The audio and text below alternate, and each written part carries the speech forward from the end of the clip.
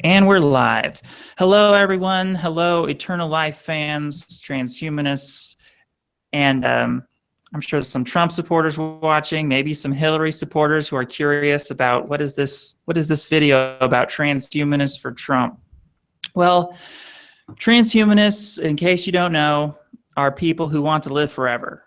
Myself and my guest, we are both longtime transhumanists, and we're Trump supporters as well.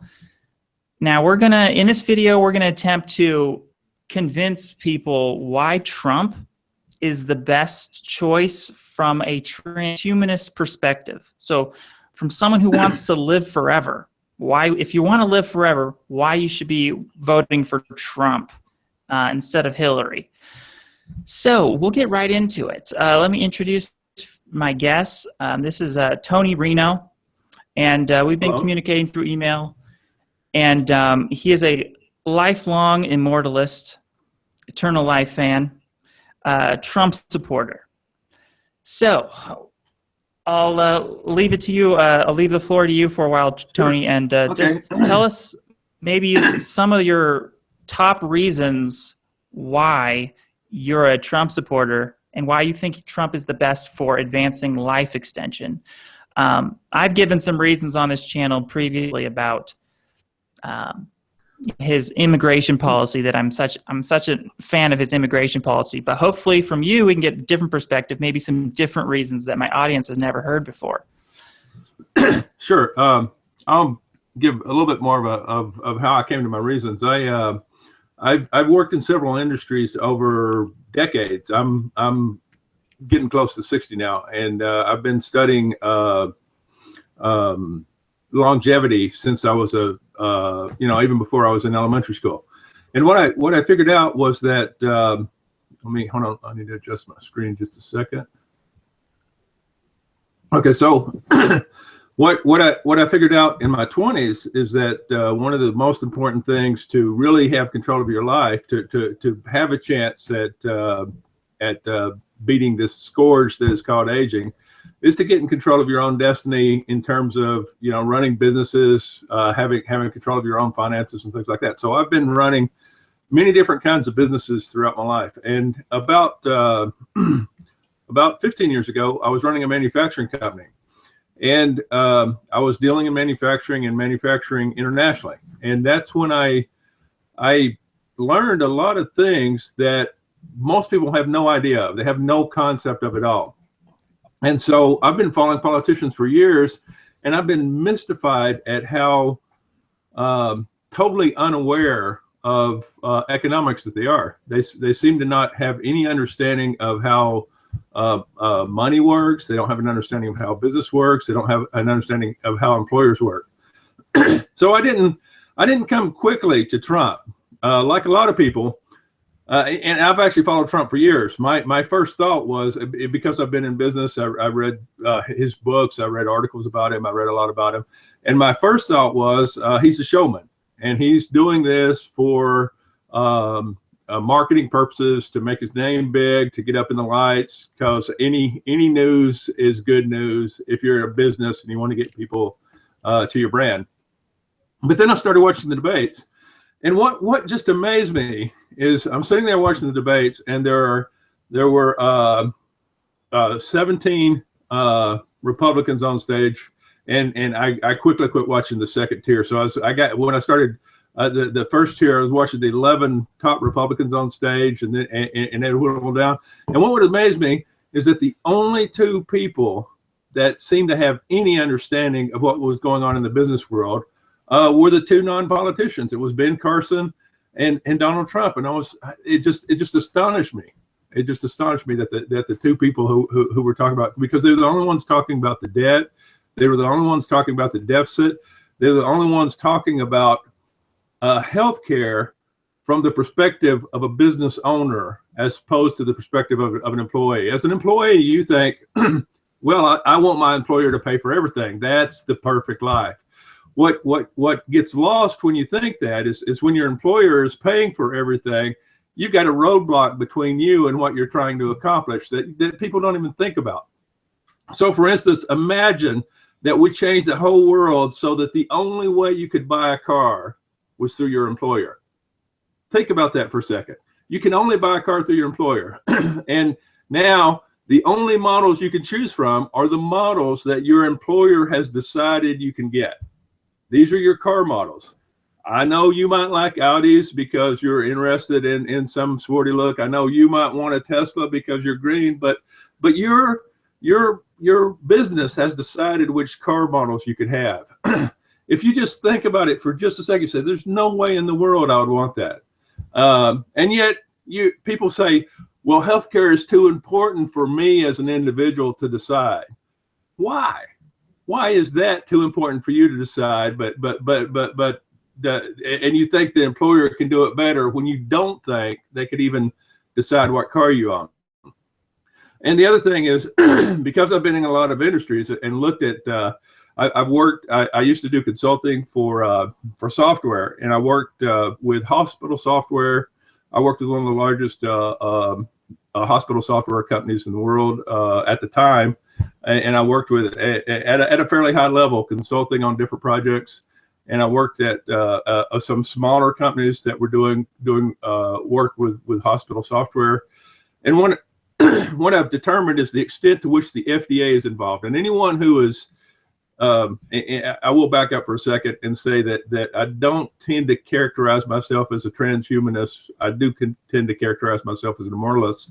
And it's not because I'm not a transhumanist. It's because the mental image of what a transhumanist is wrong. People think cyborg, someone with metallic face, someone with weird appendages about them.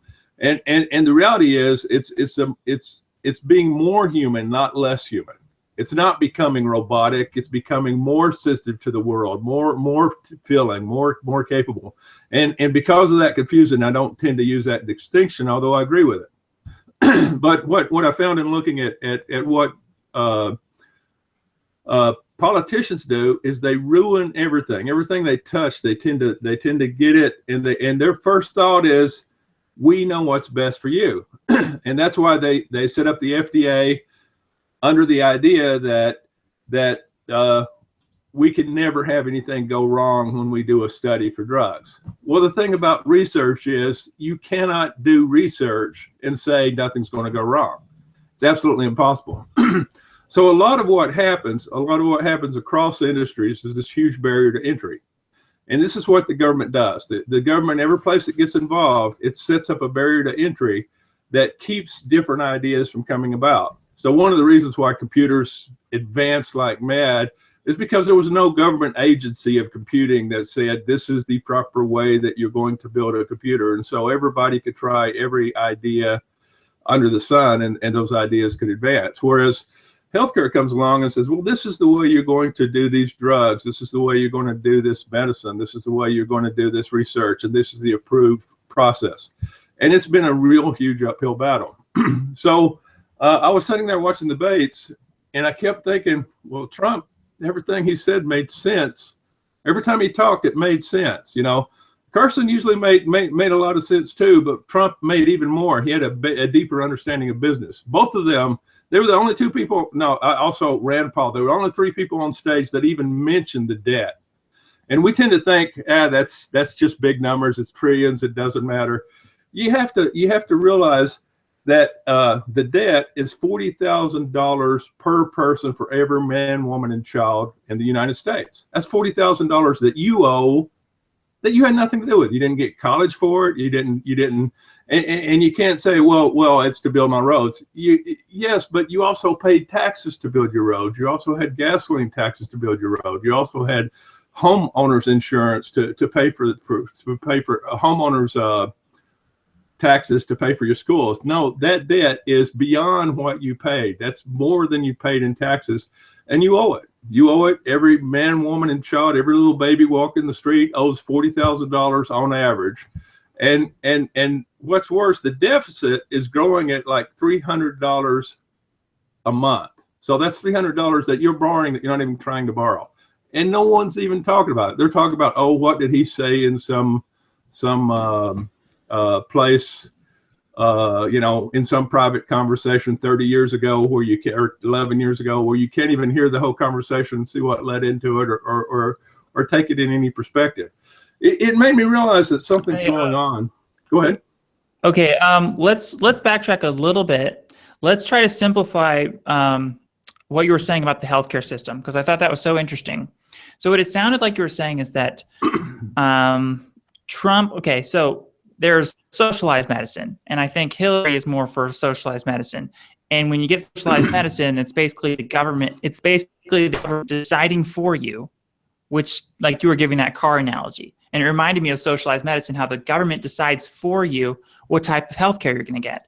And you're just going to have to accept that, as opposed to like where Trump's system would be more based on capitalism and, you know, getting the type of healthcare that you want, that you think is best for you, and having more freedom in that choice, and that there'd be less like bureaucracy, right? Trump, when I think of Trump, I think of, he's constantly saying he wants to, you know, stop all this unnecessary regulations that are hindering private corporations from developing these technologies faster.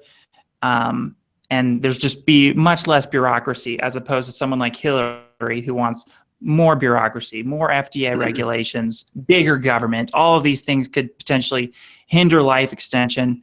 And then we have something like, you'd probably have something Obamacare, where it's that idea that they're deciding for you what you're going to have to, where your money is going to go, what type of medical therapies your money is going to go towards. So there's just less freedom involved. Is that kind of what you were saying? Yeah, I bounced around a lot. Now, sorry about that. I'm kind of excited to get into the topic with an audience that's knowledgeable about the potential for the future. And it's really the right mindset you have to have when you're looking at any government policy is, if you, with say money you got from mortgaging your house or that your parents left you, would you take that money and start a business if that policy was in place? If you would, it's a good policy. If you would not, it's a terrible policy. So when you look at healthcare, one of the first things you sit there and think of, if I wanted to start a business, and I looked at the idea that I'm going to be responsible not just for hiring employees who can make cars if I want to make cars, who can write code if I want them to write code. I'm also responsible for making sure that they've got the right health insurance policy for them. Just like not the thinking that a business person wants to go through. On the flip side of the coin, let's say that I wanted to start a pharmaceutical company, and my goal in life was to extend lifespan.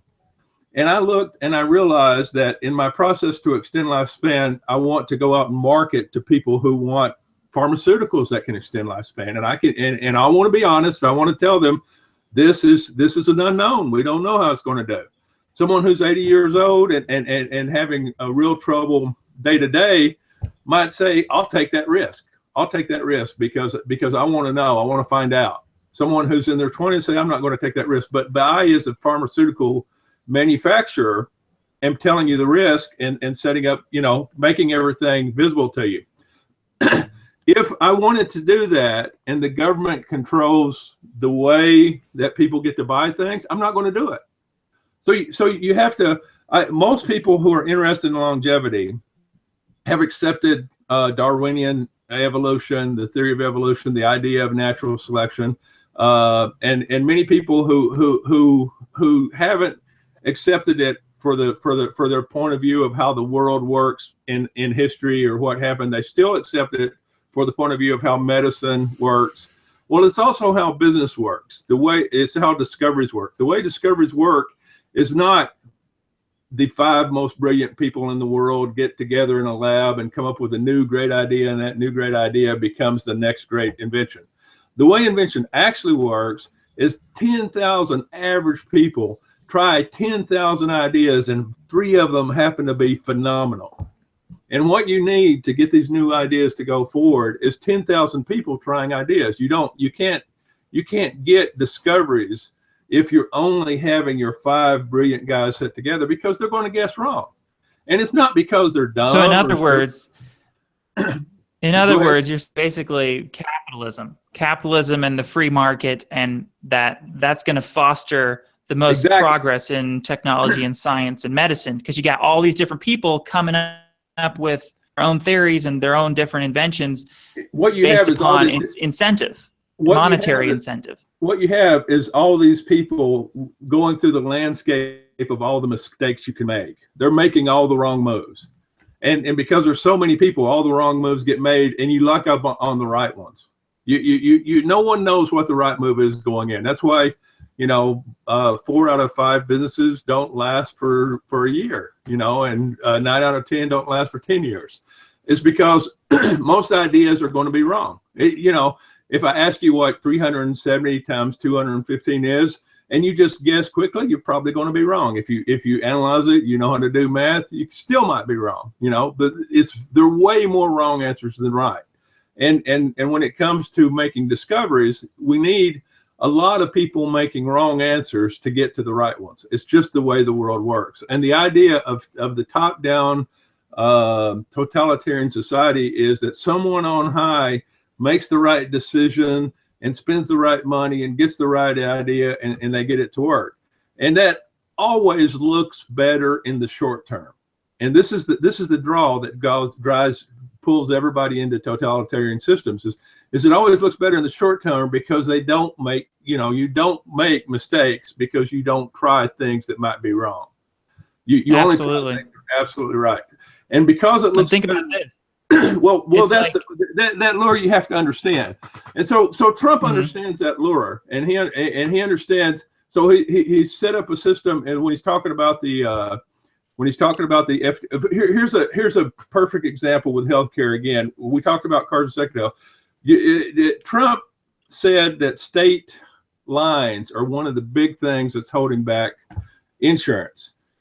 Imagine if you could only buy cars that were made in your state.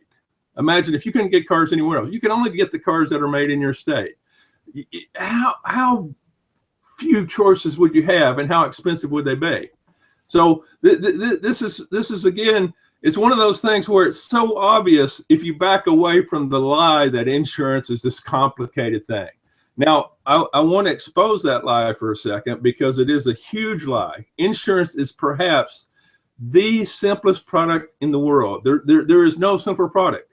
There are no insurance factories in Connecticut where people are stirring their vats of insurance. There's no like Detroit insurance assembly line where insurance policies are put together. Basically, you give me money today on a bet that you don't need it right back. And I take that money from everybody else. It's essentially, I'm basically the casino sitting there taking the money and placing the bet that you won't need it back. And I'm taking that bet across the board. And all you need to set up an insurance company is to be able to take money in and get a larger insurance company to insure your risk, and then show that you've done the statistics to keep your risk at a minimum so that you'll likely have a profit. That's all you need. That's true for any insurance policy. They want to make it sound like it's this ridiculously complicated thing, and they want to put a lot of things in there, like how much is your deductible, how much, which doctors can you use, which this and which that, and none of that should be in there. That's all designed to obfuscate what's going on. Basically, the only thing that should be in there should be like with your car policy. You've got your deductible, and then you've got a reasonable protection against fraudulent use of the system.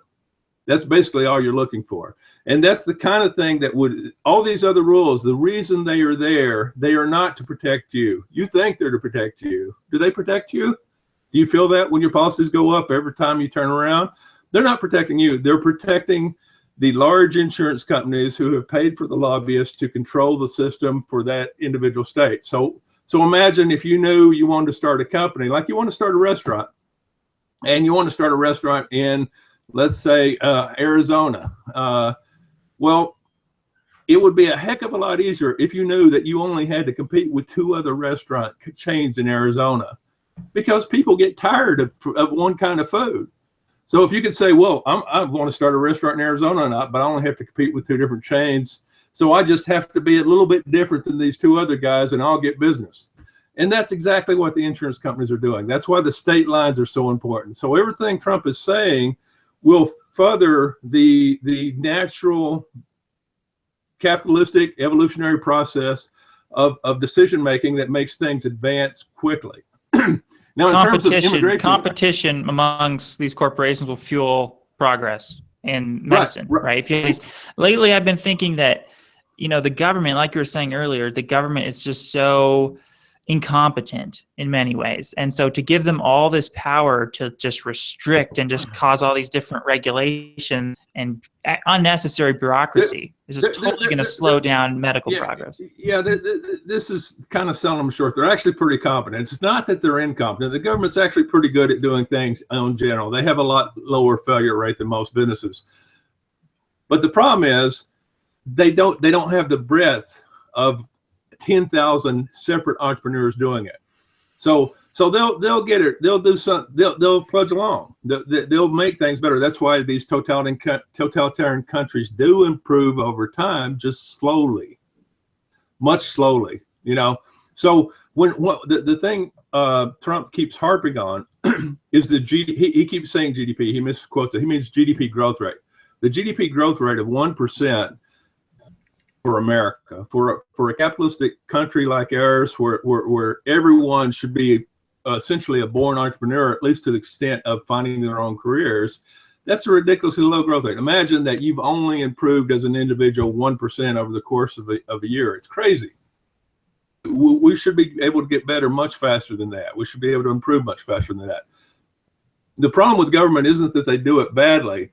It's that they limit the possible choices so much that they don't try enough to find the great wins. They just do not find the big wins. They don't. You know, government wouldn't tend to come. You need a lot of different things going on to find the big wins. So it's not that I'm sitting here thinking, well, these government people are stupid, and you know, I mean, business people are stupid too. It's just that there's more of us. We're each having our own ideas, and we're doing 1,000 different approaches, and you know, 500 of them don't work. The problem is in government, when something doesn't work, we keep funding it. Agencies just do not go away. You know, an agency gets built and it gets funded and it keeps being refunded. And it can do that because it doesn't have to make a profit. It doesn't have to prove its success. It just has to be a line item. Oh, we got to fund this. So a minute ago, I said that you're losing $300 a month. That's what you're losing after your taxes.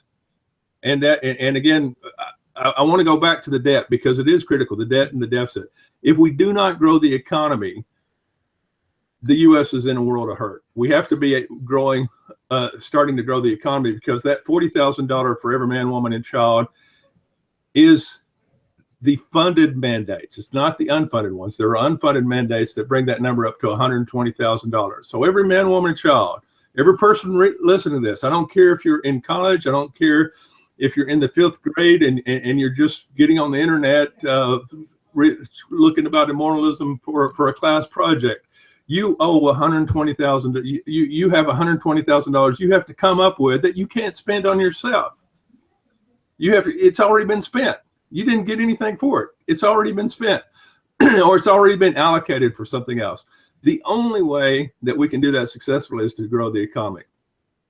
Now, you talked about immigration from the safety standpoint, so I want to get back to that from the financial standpoint, because it's key. Because the key to our success as a nation is to have a situation where like if you were to do a spreadsheet of all the people in the United States and said, what is their productive value? Are they adding value to the world, or are they taking it away? What you want in a government, when you're setting up government policy, is you want policies that make as many people as productive as you can make them.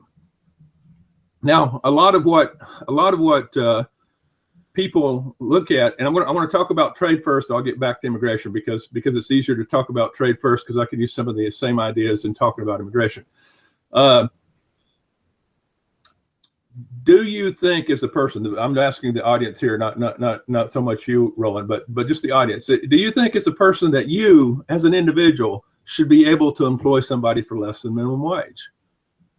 And the odds are, like, oh, I'll ask you, Ron. So hypothetically, should you be able to employ somebody for less than minimum wage? Do you want to employ somebody, let's say, for $2 a day? Do you want to employ somebody for that? I think I should. I think I should be allowed to. Yes, I think I should be allowed to. Yeah, but do you think that's a good thing to do to people, really?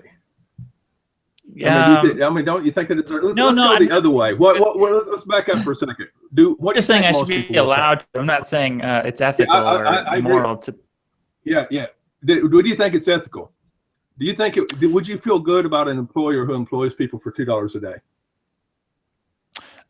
If you found out that one of your employers, well, it depends on what they're doing and how long they're working for, right? Well, say they're working 10 hours a day, $2 a day.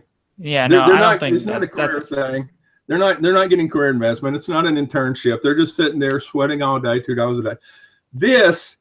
You would feel very bad about that employer, and yet, unless they really enjoy it for some reason, right? If the people, what if they don't like it? They need the money. They basically need the money. But here's the thing: okay. what I'm trying to say, and I understand, because you're a capitalist and I'm a capitalist. I say that people should be able to work for what they want to. Here's the thing: people talk about, well, we can get cheaper stuff from, say, Vietnam because they have better factories than we do. They don't. What they have is employers who will employ people for $2 a day. That's their edge. Everybody. Well, the confusion. You'll read economists say free trade is good because it means that the countries that are better at things can supply the countries that are worse at things, and the countries that are worse at things can then focus on the things they're good at. This is the lie that gets everyone to think that free trade is great. This is the lie of what people claim is happening with free trade. We buy from China because they're better at us than making stuff. We buy from South Korea because they're better. No.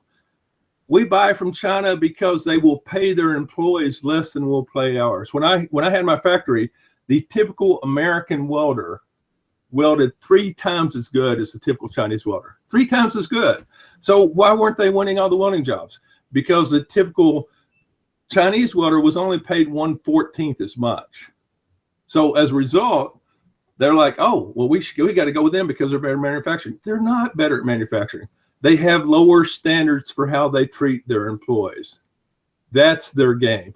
And so you as the consumer saying, yeah, I get cheap goods, you have no right to say anything about an employer for underpaying workers if you say, well, I get cheap goods, because you are an employer. You're the person who made your goods is working for you. He's not working for that company in China because they're not going to wear that shirt. They're not, he's working for you. Their kids aren't going to play with the toys you bought. Your kids are. You basically are employing someone in an environment where they're working with toxic chemicals, and in an environment where they are putting their lives at risk for your benefit. So what tariffs? So people get really upset about tariffs because they think, oh, it interferes with getting the best company the best chance. No, what tariffs do is that they make sure that countries that have a that don't have the standards we do can't use that to their advantage. So it basically erases the low standards advantage that they have, so that our workers can play in that arena. So this gets to be a big deal when you then I talked about the spreadsheet of every person in America and how valuable they are. These welders who could weld 3 times as good as their Chinese counterparts are being kicked out of jobs, and now they're doing something like maybe something that is far less valuable, all because we took someone else and put them in basically horrible working conditions. And in the process, you think about what's happening. They're getting paid very little, but they also have very little to buy, because you've taken the best workers in that foreign country and used their labor to enrich the already richest people of the world. And it's just not, just from a moral perspective, it's not a moral approach that people think it is. So the better approach is to take these American workers who are still the best workers in the world and shield them from these unfair competitive practices, or not unfair, but low standards. Shield them from the low standards that they're having to compete with, so that they're only competing with people who are at the same standards, or at least have a leveler for those people who are working at lower standards. So you still do trade with those people, you still work with them, but you level off the standards issues so that the surplus comes from that. Now, once you've done that, these people are now working at their capacity, and if you did the spreadsheet of how productive each American is, it's suddenly shot way upward. They're much more productive than they were, because all these Americans are getting to work, and this is what fuels the economy. So these tariffs have been in place throughout the history of the United States up till 1999. So the idea that tariffs will wreck economies, or it's a bad idea, that idea was based on, first, the faulty logic. It's if people want to look it up, it's called the theory of comparative advantage. This is the built-in logic behind the whole economist argument that tariffs will kill us. It's wrong. It's wrong because it misses the fact that what's really going on there is low standards are being used as the competitive advantage, not higher quality of ability, but lower standards of treatment of workers. And because that's the competitive advantage, the only way to overcome it is to lower the standards here. In other words, the only way to catch up with their low standards is to lower our standards to match. And that's totally unnecessary. All we have to do is to get everyone here as productive as possible, and this causes a renewable cycle. So in the big scheme, the thing that makes the United States economy so successful now in the world stage is that we have the top consumers. But if we're only growing 1% a year, and India's growing 8%, China's growing 7%, that goes away very quickly, and it will be gone 10, 15 years, and then we'll have no advantage. We have a skill advantage now, but we're squandering that. We're squandering the skill advantage because we're trading that for the advantage of lowering our standards, or using their low standards of how they treat employees, or even how they treat the environment, what they'll use for fuel, this sort of thing. So when you look at what Trump's proposals are, his proposals are about making as many Americans as productive as possible. So by making the Americans more productive, by unleashing the full American productivity, then that whole engine that's keeping us going now, that consumer capabilities that we have, will continue to grow. And as it's growing at a high rate, then we'll continue to expand trade with other countries, and they'll continue to grow, but it'll be an outgrowth of our growth, not an outgrowth of them taking advantage of their lower standards. So the net for the world will be better. They won't have this, okay, we've reached the limit of what we can siphon off of America, now we're stuck, which is what countries have been through from time to time. So in the big picture, the wealth of the United States should grow dramatically, and that wealth should give more room for more research, for more capabilities, for people to just have a positive outlook on life. A lot of why people are against anti-aging therapies is they have this fatalistic approach that life is miserable anyway. Doesn't have to be miserable. It can be great. And as people start to realize that, hey, everybody's productive, that the way to success is by being productive and by helping each other and accomplishing things and learning to be more productive, you end up with a virtuous cycle instead of a vicious cycle. And that virtuous cycle will make people think, hey, I want more of this. I want more of what life has to offer, not less. And so those are some of the things that can help. Where illegal immigration comes into it is that once you've understood that the whole point is to get all the people in America as productive as you can make them, the next thing to understand is how that trade is a siphon. We'll go back to the trade because it's easier to understand it from trade first. So what allowing the lower standards to do? I don't know if you're catching that. I've got a buzz here. I'm going to stop. Okay. What the lower standards? You do not? Okay, good. It's driving me crazy. Okay, so Also, when we go ahead. can get back to it, I also want to know your perspective on how Hillary's policies would affect this in comparison, for those people who Okay. are considering voting Yeah. for Hillary. Let's Oh, go okay. into like why they Okay, shouldn't vote for Hillary. Yeah, let's go back to this trade issue and look at the balance. Now, when I was in manufacturing, the thing that amazed me. Now I'm retired now. I may, if Trump is elected, I may open another factory. I'm considering it. But right now I see no value in opening a factory in the U.S. today as a small guy trying to compete against international policies. The reason why is what I noticed happening, and this happened to me. I actually had a fairly successful company. It was bringing in, lots of business around the world. I had products sold on 6 continents. What would happen to me about every 3 months or so, I'd get a visit from people, and they'd say, I want to invest money in your company, but I want to do it under the condition that you move your manufacturing overshore. Or I want to buy your company to move the manufacturing overshore. Their thinking was, if he's making money, making it here in America, I can make more money just by using my cheaper labor.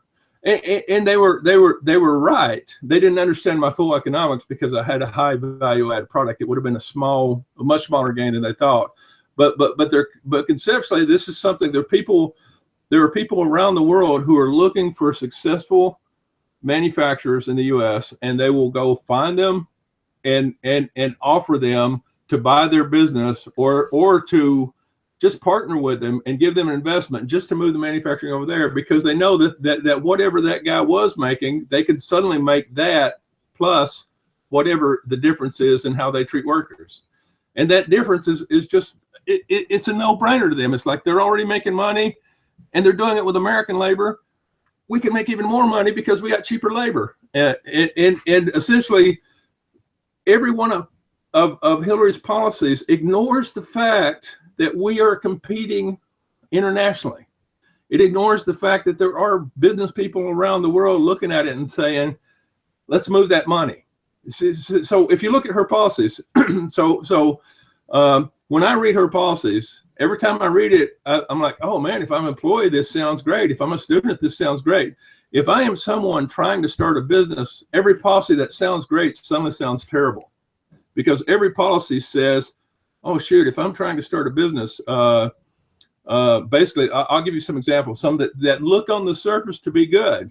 I've come up with a great business idea, and now I've got my idea and I'm starting to put it together and I start to market it. And I look at Hillary's policies, and on the surface it says, well, we're going to provide money from the government for your business.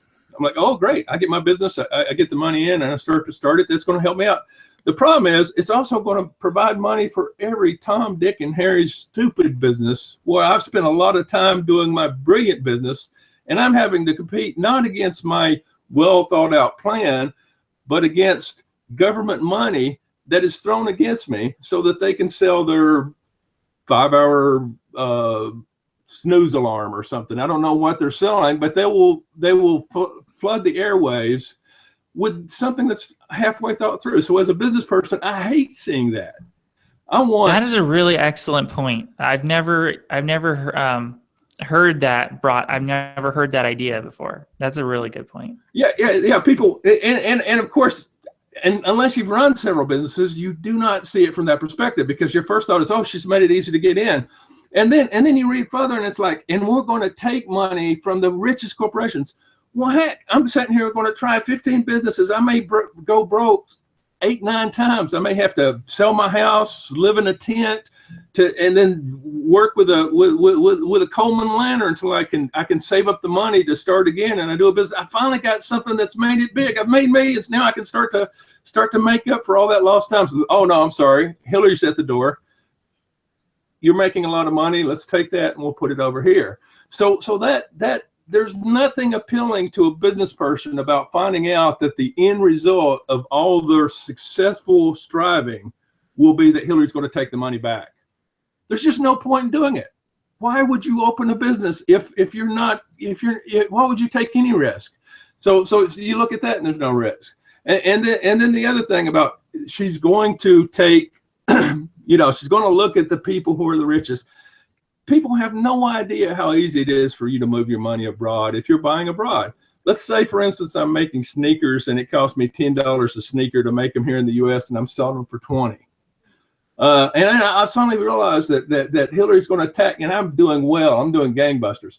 And I suddenly realized that Hillary's going to tax that wealth because it's what? Well, what I do is I go overseas and I find a place that'll make sneakers for $8. Or maybe they'll make them for 10. Maybe I didn't even make any money off of it. But I get two businesses. I put a business in China. I put a business in China that gets it for 8. And maybe I put a business in Ireland that acts as my wholesaler. I ship it to my wholesaler for the same $10. And now my wholesaler is going to ship it to me for $18. Suddenly, I used to be making $10 a shoe. Now I'm only making $2 a shoe in the US. I'm making the $8 over in Ireland. I've just moved $8 of my profit to Ireland instead of having it be in the US. And just like that, I'm no longer in the 1%. Although in Ireland, I'm doing really well. And on their 12% corporate tax, I'm doing phenomenal. But I've just avoided the 28% corporate tax and cut it down. It is so easy to do that in any business. It is so easy. And she acts like, oh, well, we are going to be in control of these businesses. There's just not, it's not possible. It's just not possible to sit there and say, I'm going to control every business. If you're saying we're going to have free trade with everybody. If you're saying my deal is everything goes freely across the borders and it's all free, then I can easily move my money into the best environment. I'll move it to where the workers get the lowest standards. Let's assume that, now I actually care about American workers, but there's a whole class of people being raised up now whose ethics classes are about how to run spin campaigns if something goes wrong. So ethics has moved in a weird direction to where it's not about what's right and wrong, but how you can spin it. If I have that ethical mindset, I go in and look at it and say, well, okay, I still want that $20 that I can only get in America, but I only want the profit to be $2 in America. I'll get $18 of the profit over in Ireland now because I get my big break in Ireland. And just like that, I've saved 80% on my taxes, just like that. Nothing to it. It's not, oops, I guess I crashed the internet there. Let's see, get myself back up here. Got my little. You're still good. Yeah. I got two. So let's talk a little bit about some of these other. Okay, so let's try to rebuttal some of the criticisms that Trump gets, because when I've talked to some of these transhumanists, they say Trump is anti-science. I've heard that so many times. It's like, well, the liberals, they usually just call Trump a racist. The main argument I hear from the transhumanists is Trump is anti-science, and they'll say, oh, what would you say to something like that? Well, I guess it's such a ridiculous argument. I mean, it almost doesn't even warrant a response. But what do you think? You know what's funny to me? This argument's used for all Republicans. It's not just used for Trump. It's their anti-science. And a video I'd like everybody to look up is Neil deGrasse Tyson talking about are Republicans anti-science. It's one of the great videos on this. And he talked about it, and he said, he'd heard that argument too. He's like, Republicans are anti-science, and he went to look in it, and he said, the right-wing Republican group, they're creationists. They believe in creation, so they will not talk evolution to any great extent. So they must be anti-science, right? And then he started, when he was on Bush's advisors for the physics work he was doing, basically just for the popularizing he was doing. He started meeting Republicans, and he found the vast majority of Republicans tolerate creationist talk, but they will not let it go to school. So he remembers they asked him, what did he think was going to happen in Kansas when a Republican judge was with a Republican legislature was being asked to decide whether or not creationism could be taught alongside evolution in schools. He says, I guarantee you that's going to get knocked down. It's going to get knocked down well. And if you look up Tyson's article on it, he then points to the links of exactly what the arguments would be, and he said, here's what goes on with Republicans. Sure, there are many churches that are fundamentalists that are pro-Republican that will be for evolution, against evolutionary science, and they don't want to just sit there and just bash these people, because other than that, they're actually, they're actually pretty good people and pretty responsible for the other things. They just make sure that they do not affect the public discourse. They don't cut off science at the funding point. So what actually happened in that case is that the judges said, this attempt to do intelligent design is just build religion. Science has got to be science. We want to keep science. And what Neil deGrasse Tyson had found when he dealt with Republicans was that Republicans are interested in capitalism, and capitalism is based on reality. You can have a classroom about literature, and you can say, well, Moby Dick is a story about the man's struggle with the world, and you can have another literature teacher say, well, no, Moby Dick is an adventure story, and it doesn't matter. You can vote on it. But if you sit there and you make a car that's got to run, that car's got to run. You got to get 10,000 little points right. This is the Republican concept. We actually have to make stuff that works. We have to test it, and it actually has to work. And there is a certain amount of lip service to creation. I'm not going to gloss over it. There's a lip service to creationism that goes on, but it's minute. So what Tyson said is, if you really want to find the real answers, you follow the money. And what he had found in every case, Reagan, Bush, won. Father Bush, CIA operative guy, but science funding was high. It went down under Clinton. It went back up under George W. Bush, and then it went down under Obama. If you look at NSA funding, you look at the science funding in general, you look at where the operations move. When did CERN get built in Switzerland versus the superconducting super collider was going to get in Texas? That was done under Democratic control. What happens is that Republicans push for science because they know science runs industry, and in terms of the other big one besides creationism is climate change, and everyone talks about climate change.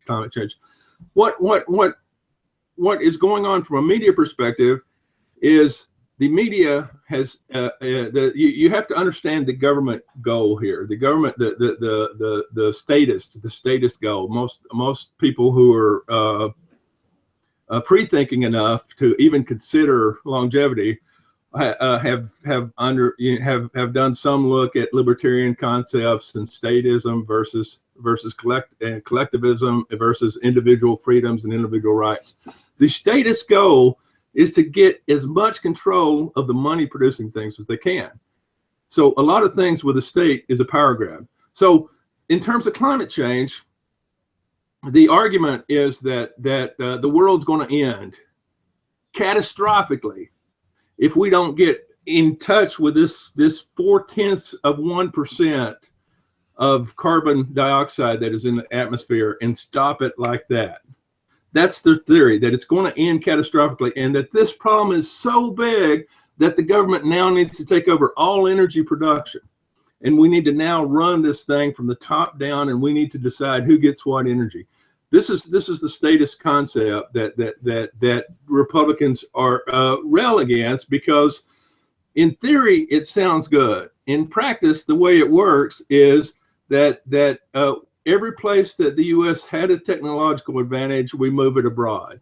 We move that technology. It's basically just part of the siphon of moving money out of the U.S. into the rest of the world. There is no credible scientific theory that says Florida and Bangladesh are about to flood over the next 50 years. Now, when you start dealing on those timescales, there's almost no building that anyone puts up that they're planning to keep there for 50 years anyway. You replace buildings in any event. So the so-called catastrophe is not a catastrophe. It's just a change. It's a change. But the remedy for that change is that is that the government is going to take control over how you produce energy. And in the process of doing that, in the process of taking that control, they've just removed another area of, they basically found another way to move money from your pocket to theirs without them having to do anything. Just like with the healthcare system, their position in the middle between you and the actuary who's figuring out the healthcare is just to take money off the top and then make rules that benefit them mainly. You can think, well, their rules are for you and they'll be voted on for you. In other words, they'll make a rule, you can keep your doctor. But they don't understand that you cannot change the law of economics. You cannot legislate that an insurance company has to lose money on a deal. All the insurance companies just say, okay, I'm sorry, I'm out of that business. And they're doing it left and right. They're saying, I'm sorry, I'm out of this state. You know, and the same thing happens with these industries. You say, okay, the only way that you can make energy is if you have zero carbon emission, you never kill any bird anywhere, you never interfere with the mating path of a snail darter in upper East Tennessee. Once you start making those kind of rules, people just leave those industries and energy gets harder and harder. What the big bash against, I don't know. I think everybody should get very familiar with the term psychological projection, because to me, a lot of the liberal philosophies are a series of psychological projections. The real damage to people that will occur when you raise the cost of energy by putting fallacious rules over what's legal and what's not legal. Rules in which it doesn't matter how much you pay to make green. A simple example. I would ask everyone to try to find the Penn and Teller video on recycling, because it's hilarious, but it's very, very telling. If something actually is good, it will be cheap on its own. It will make sense. People will just do it. If you're having to force people to do it, it must not work. If it worked, you wouldn't have to force them to do it. So the fact that you're having to, like, I get calls every day, we'll put a solar roof on your house and the government's going to pay for it. I cannot morally abide by that concept that I'm going to get you and you and you to pay for my solar roof on the house. Why, if it's so good, do I have to get someone else to pay for it? You know, why, if it is so the right thing to do I have to take money from people who didn't make it? So what the Republicans do when they look at this, going back to the point of who's pro and anti-science, the Republicans are about understanding the economical consequences of decisions and taking those into play. What the Democratic Party had been doing for a long time is saying, heck with the economics. We don't care about the economic consequences. We're just going to do something because it sounds good. It feels good. It gives us a sense of moral superiority. We're the ones who care about the environment. And in doing that, they will hide, like, for instance, going back to the DDT scare that it all started with. You know, 1 million people a year died from malaria. Malaria was on the way to being wiped out. And then they said, oh, DDT is bad because it kills birds. And you know, there's going to be a silent spring. So then you kill 1 million human babies a year, and not in the rich countries, in the poor countries. So, and as you raise the energy prices, you're not hurting us rich people. We're rich enough. We just live a little bit, you know, we're so successful, we just grow a little bit slower than we would. That's why we don't care. But to the guys who you know, there's 1 billion people living on $1 a day. You know, there's 1 billion people living on $10 a day. You know, these people struggle. You know, there's another 1 billion people that live on $1 a week. So you're looking at those people. Once you increase the cost of energy, for you, it's like, oh, well, maybe I'm not going to take that third vacation this year. But you increase the cost for them, it's like, well, I have to choose between, you know, I can't get water from the stream because that would take energy I can't afford. I have to walk there every day on foot and carry it back in a basket. These are the hidden costs that they obfuscate. The reality of it is, there is no credible path at which life is going to be eradicated on Earth because we let carbon get up even double what, and it's nowhere near going to double, but even double what it is now. It's not going to end life as we know it. Absolutely. I tend to agree with you on global warming. I think it's totally overhyped, and yeah. But anyways, let's take an audience question here. What's that? Go ahead. Let's take an audience question, but you finish what you're saying there. Oh, but anyway, the big gist of it is that in terms of this psychological projection, liberals will always side on the side of science that allows them to gain more control over industry. They always seem to make that decision, always moves in that direction. And so that's why some liberals will push against GMOs and that sort of thing.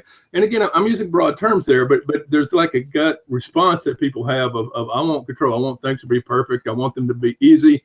I don't want me to have to make decisions or me to have to bear the consequences. But there are consequences to these things.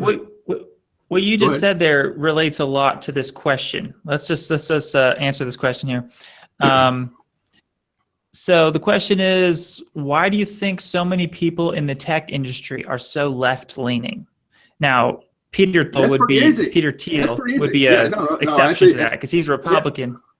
Yeah. No, but that's actually easy because the tech industry is winning. I mean, the tech industry is working. It's not. I mean, if you're the guys who are winning, you like the way things are. You don't care. I mean, heck.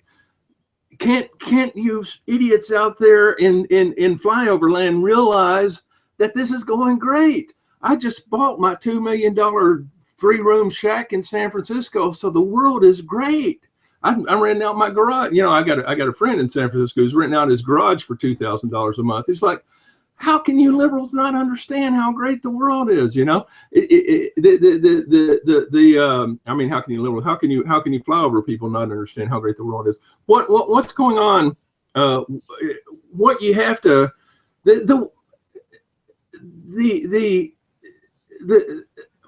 there's a psychological growth that people go through life. There's an old phrase: if you're 20 and you're conservative, there's something wrong with your heart. If you're 30 and you're a liberal, there's something wrong with your head. So the thing about it is the liberal solution to everything is yes. That's the answer. Can we have clean energy for everyone? Yes, we're going to give you that. Yes, you know, can we make the businesses pay for everything? Yes. Can we cover everybody? Yes. Can everyone get free healthcare? Yes. Can everyone get free transportation? Yes. Can we make it up so that the world is set up so that you, no matter who you are going to get the education you need and the job you want? Yes. You know, that's the liberal answer. Yeah, we can do that. And that is such an easy answer, and it sounds so good. And the reason why certain industries tend to stick with that answer, the reason why the phrase is there about being 30 is what most people find is that they're not lucky. And if you're not lucky, you figure out that the answer was not yes. The answer was, it depends on what I do and how I do it and what happens and how I work. And it's by finding that out, it's by going out there in the world and finding out, well, no, I can't party on Sunday night and then work a good schedule on Monday morning and still have life work for me. No, I can't spend every dime I've got on the finest clothes around and still save up money to get a good house and still pay for my kids' education. I can't do everything. I have to pick and choose. It's in the process of finding it out and learning that you have to know how to say no. Sometimes it is that process that turns someone conservative. They start saying, okay, I can't say yes to everything. I have to now start rating them. And in the process of rating them, a lot of these value systems start to come out. But if you're in the industries that are working, if you're in Hollywood and you started as an actor, you didn't have to say no. You didn't have to learn that lesson. And if you're in the tech industry and it's working, you never had to learn that lesson. It's a hard lesson to learn because it takes backing up from things. If you're in one of the industries where you have succeeded easily, you never had to get the idea that you have to make sacrifices because you never did. you're like, there's something wrong with you. Why are you talking about sacrifices? Why should anybody make sacrifices? Don't you understand money just comes if you just do what the system tells you to do? It does for you, but it doesn't for the rest of us. So it's sort of a, the people who have it easy will always assume that luck is the only factor that plays in their success. They say, well, you know, the only people who are doing better than me were luckier than I because they happen to be in the right place when the job offers were made and they're higher up in the company. The people who luck is always against everybody they know have had to figure out how to succeed by making hard choices. You know, I hate to unplug. I'm going to unplug her book, Hard Choices, because she's never made a hard choice in her life. But it's hard. Is that choices. The name of is that the name of Hillary Clinton's book? Hard Choices? Something like Hard Choices or something like that. But the thing about it is you have to make hard choices in life, and it's not hard choices about how to spend taxpayers' money. It's hard choices about what sacrifices you have to make to get where you want to get to.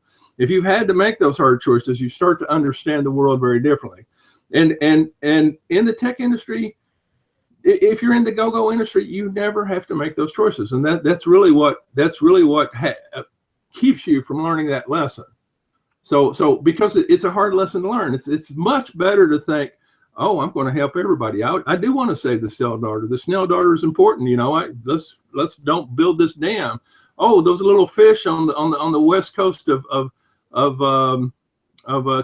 California. Yeah, we gotta conserve the water because those fish are important. It might, you know, there's maybe 10,000 of them, and if they're wiped out, you know, where would we be? We gotta save that water. And then the drought comes, and you're like, oh, wait a minute, that didn't work, you know? Or no, but that's not what they do. They say, well, this drought is because of global warming. No, it's not. This drought is because you said we're going to pour this water to save these fish. It's because you will not make choices. And so the reason why the tech industry, and again, the tech industry are brilliant people. You know, I'm from the tech industry. I do Java, I do C++, I do, you know, Swift, all that stuff. I understand the tech industry. I understand the tech mind. It's great to have everything come to you. And you mentioned Peter Thiel. I recommend. It's pronounced Thiel, spelled Thiel. Yeah. I'd recommend everyone look up. Maybe you want to put this link up. The link to Peter Thiel's RNC speech.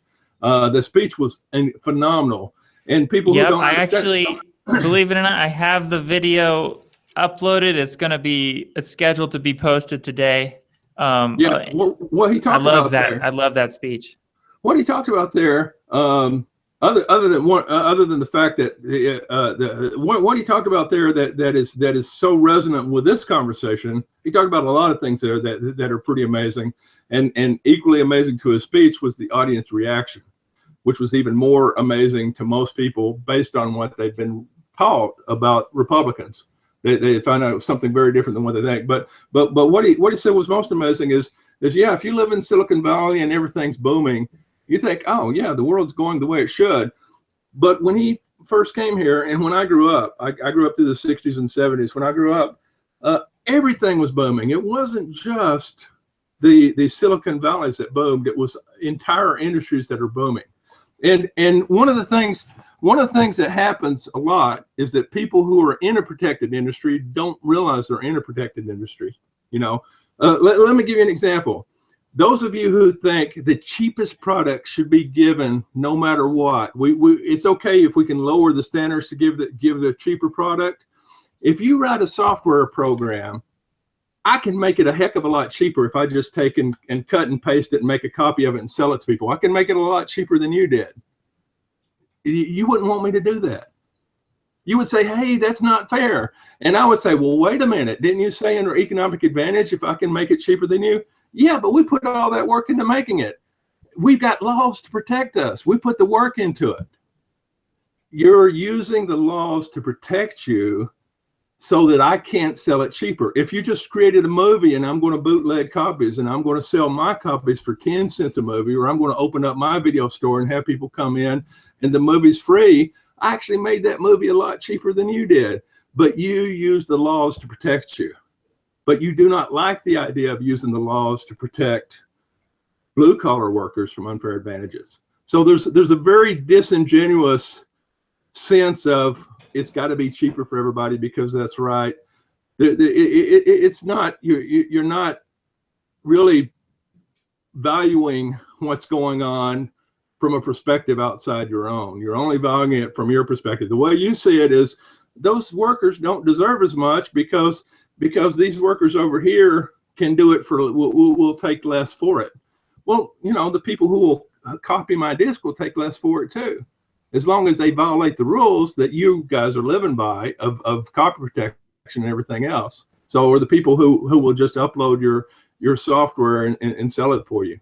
So it's not a it's not an honest position. It feels like an honest position because you're winning, but it's not an honest position. You have to look at it from the perspective of what laws you are using to your advantage and how you're using the law to your advantage. And you're saying, I'm going to use the law to protect my position because of my cost, but I'm not going to let the blue collar people use the law to protect their position because of their costs. So that's kind of on the trade side of things, looking at it. Outside of the whole, yeah, I actually think that pretty much is. I'll let it go on. Did anybody say that's not clear to me? You don't see why the tech industry would be liberal and why Hollywood would be liberal, and you know, Hollywood stars are liberal. And by the way, here's an interesting thing you'll find is in terms of Hollywood, these stars are all liberal. The cameramen are voting for Trump. You know, the people who work behind the scenes are voting for Trump. The people who actually have to, you know, the hairdressers are voting for Trump. The people who actually have to struggle, they understand what Trump's talking about. The people who've never had to struggle don't get it. They just don't get it. Great. Those are some good thoughts. What do you think about Gary Johnson? I wanted to ask this before I forget because a lot of people are voting for Gary Johnson. I made some videos, several videos on this channel against Gary Johnson, trying to tell people, look, you should not be voting for him. You'd be wasting your vote, for one. And two, he's got all kinds of horrible policies. His open borders policy is absolutely insane. Thoughts on Gary Johnson and yeah, no, I used to be registered as a libertarian when you could still register as a libertarian in Massachusetts, and so I was a libertarian for years. The argument that has gotten me, and it's actually going to be easier if I back up and talk about illegal immigration now, because once I give that argument, I could play it into Gary Johnson's argument. So, what's wrong with illegal immigration? Why not just let anybody over the border? These people just want to make a better life for themselves. Why not let them in? It seems like the humane thing to do. You know, obviously we're you know, we're a nation of immigrants. That we, you know, these people are just striving to make their lives better. So let's bring them in. And the cost. So to raise a child up to adulthood, it's fairly expensive. When we bring people in and underpay them because they're worried about being deported or whatever, there's a hidden cost. There's two hidden costs. One hidden cost is that we have dropped the possibility of paying our teenagers and having them learn a work ethic to do jobs that we say no one would do, but when I was a teenager, everyone did those jobs. So we've lost that sense of them earning their own dollar. But the hidden costs here, if you have a school system, you're raising their kids, and their kids have not, they do not have their parents' culture. So when I was in school, you did not have to teach English to the other students, because everyone spoke English. Our parents spoke English. You came in speaking English. You did not have to teach the girls that they should not be looking to get married at age 12, because everyone knows that. It's common knowledge. If you have to take people from this lower base and raise them up, all the money used to do that is money that is not used to take people from the average base and raise them higher still. So this extra money that is lost is taken from the top money. It's taken from the people who would reach calculus class, the people who would reach physics class, the people who would reach Greek class. And so you're basically, what you're doing in the process is you're basically stealing once again from the middle class, claiming that you're helping poor people, but you're actually cutting off their chances to succeed because you've taken money that would have been there to make it work. Speaking the other night that 30% of her economy when she was governor was devoted to paying for services related to immigrants, illegal immigrants, and that you have to understand that part of you thinks, well, you know, it's not their fault, it's an accident of birth, but their ancestors did not create the infrastructure. Yours did. Their ancestors did not build the infrastructure that allows you to pay for it. So essentially, what's happening there in the illegal immigration move is it's a way to set up a class warfare. In essence, the other thing that you don't have to teach Americans is the idea that there's no such thing as class. That there's no every individual has value, every individual has right. A lot of people who come here don't know that. That's not a common idea. The idea of free speech is not a common idea. In fact, there is no other country in the world where free speech is a right. There's no other country in the world where freedom of the press is a right. So you don't get a situation of people having the culture already built in, and you're having to add an extra level of training on stuff that we take for granted. But you can't when you brought people in who didn't have that culture with them.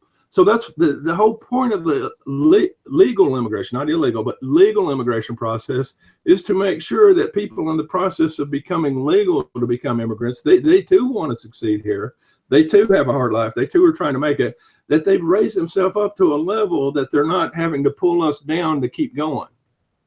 They're actually at the level where when they come in, they're ready to go. You're not having to do the remedial training. And it's just like, you know, why colleges don't take people who don't enter their entrance exams. It's not to be cruel to those people. It's to have the resources needed for the people who are ready to get them to the higher level. And these advances happen at the higher level. Now, this bleeding of resources from out of the goodness of your heart is what's at the core of the issue with the libertarian naivete. So libertarian naivete, going back to Jerry Johnson, the whole theory is, well, you know, if everyone has a free society, we're going to be fine. So as long as everyone can smoke marijuana, then the world's great, you know. But the thing about it is, the reason why we have limits on different things, whatever they be, is because we do have this social level. We try to provide for people. We actually do say, okay, well, we're not going to let people starve. We're not going to let people starve in the street. We're going to provide them hospital service. We're going to provide them health services. We're going to provide benefits. We're going to provide those things. If the libertarian policy recognized that you can't get rid of the destructive side of, you know, the thing that's eating into the cost without you first handled the cost, they would be more honest.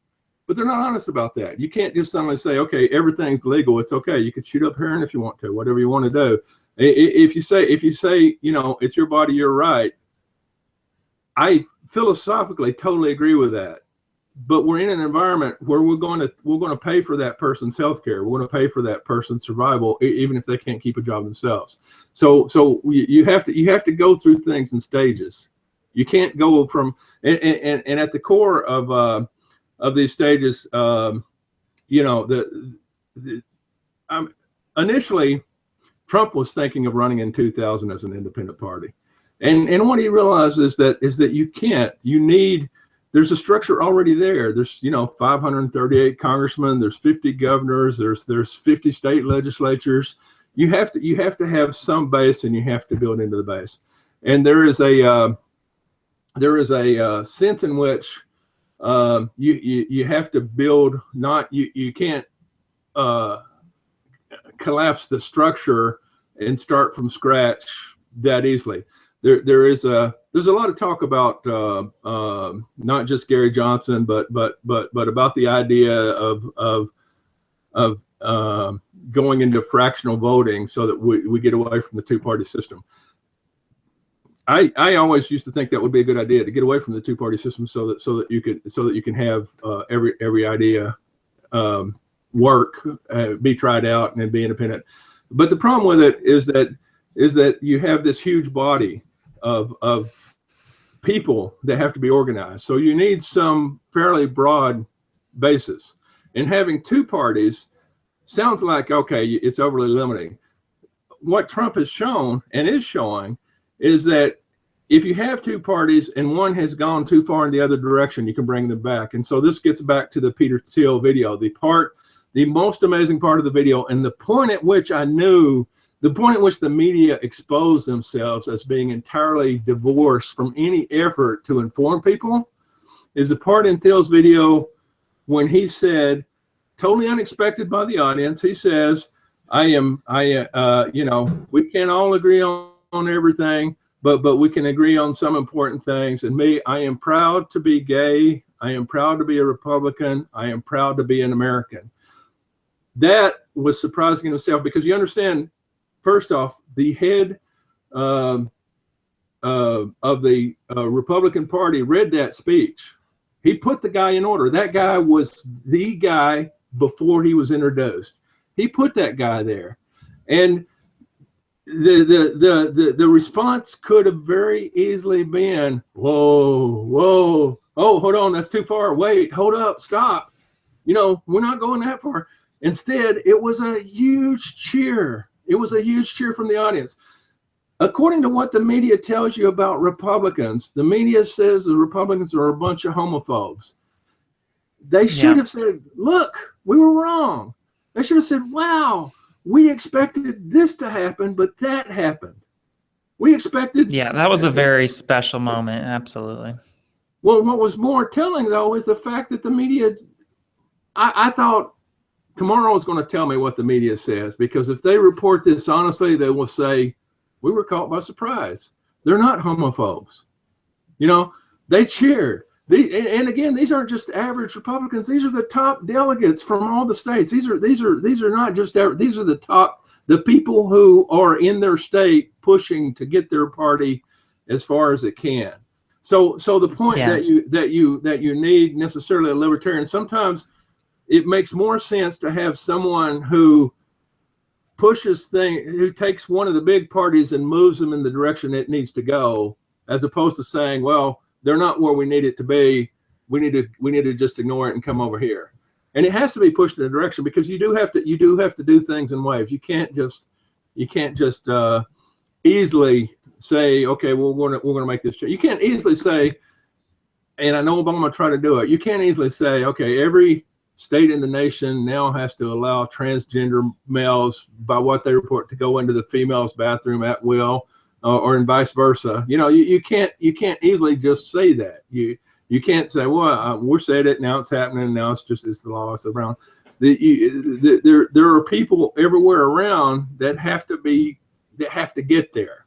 You can't take them there. You can't just make these moves. And the libertarian jump is a jump that doesn't that's like, you want to be on that side of the mountain, but you got to get across the crevice, and in the process you're taking, it just doesn't work. So I haven't really, I wanted to vote for Zoltan Isvan, to be honest with you, because I really wanted the immortalist libertarian candidate, but it seemed to me now, seeing how dishonest the media has been and how things are rigged up, that the stakes are too high. And also, once I realized what Trump was going to do, I think Trump will do more for immortality than Zoltan Isvan could do, because you can't do it without prosperity. And I just, it's not like I've went after following, I haven't followed Gary Johnson in any great detail. I don't get the sense that he's a serious candidate, and I really don't. Yeah, if Zoltan had a chance of winning this election, I'd probably be voting for him too. Well, the thing about it is, at this point, my feeling is that Trump will do more for immortalism than Zoltan would have done if he won, because you cannot. The thing about Zotan's thinking is that he's thinking, well, maybe we can get the government to fund it. And the thing about Trump's thinking is he's thinking we can unleash business and get the engine of business going in the U.S., and that would create the prosperity that is more likely to get there than a government effort to do it. I agree with you 100% on that, which is why, yeah, I think, Trump definitely needs to win this election. I mean, for sure.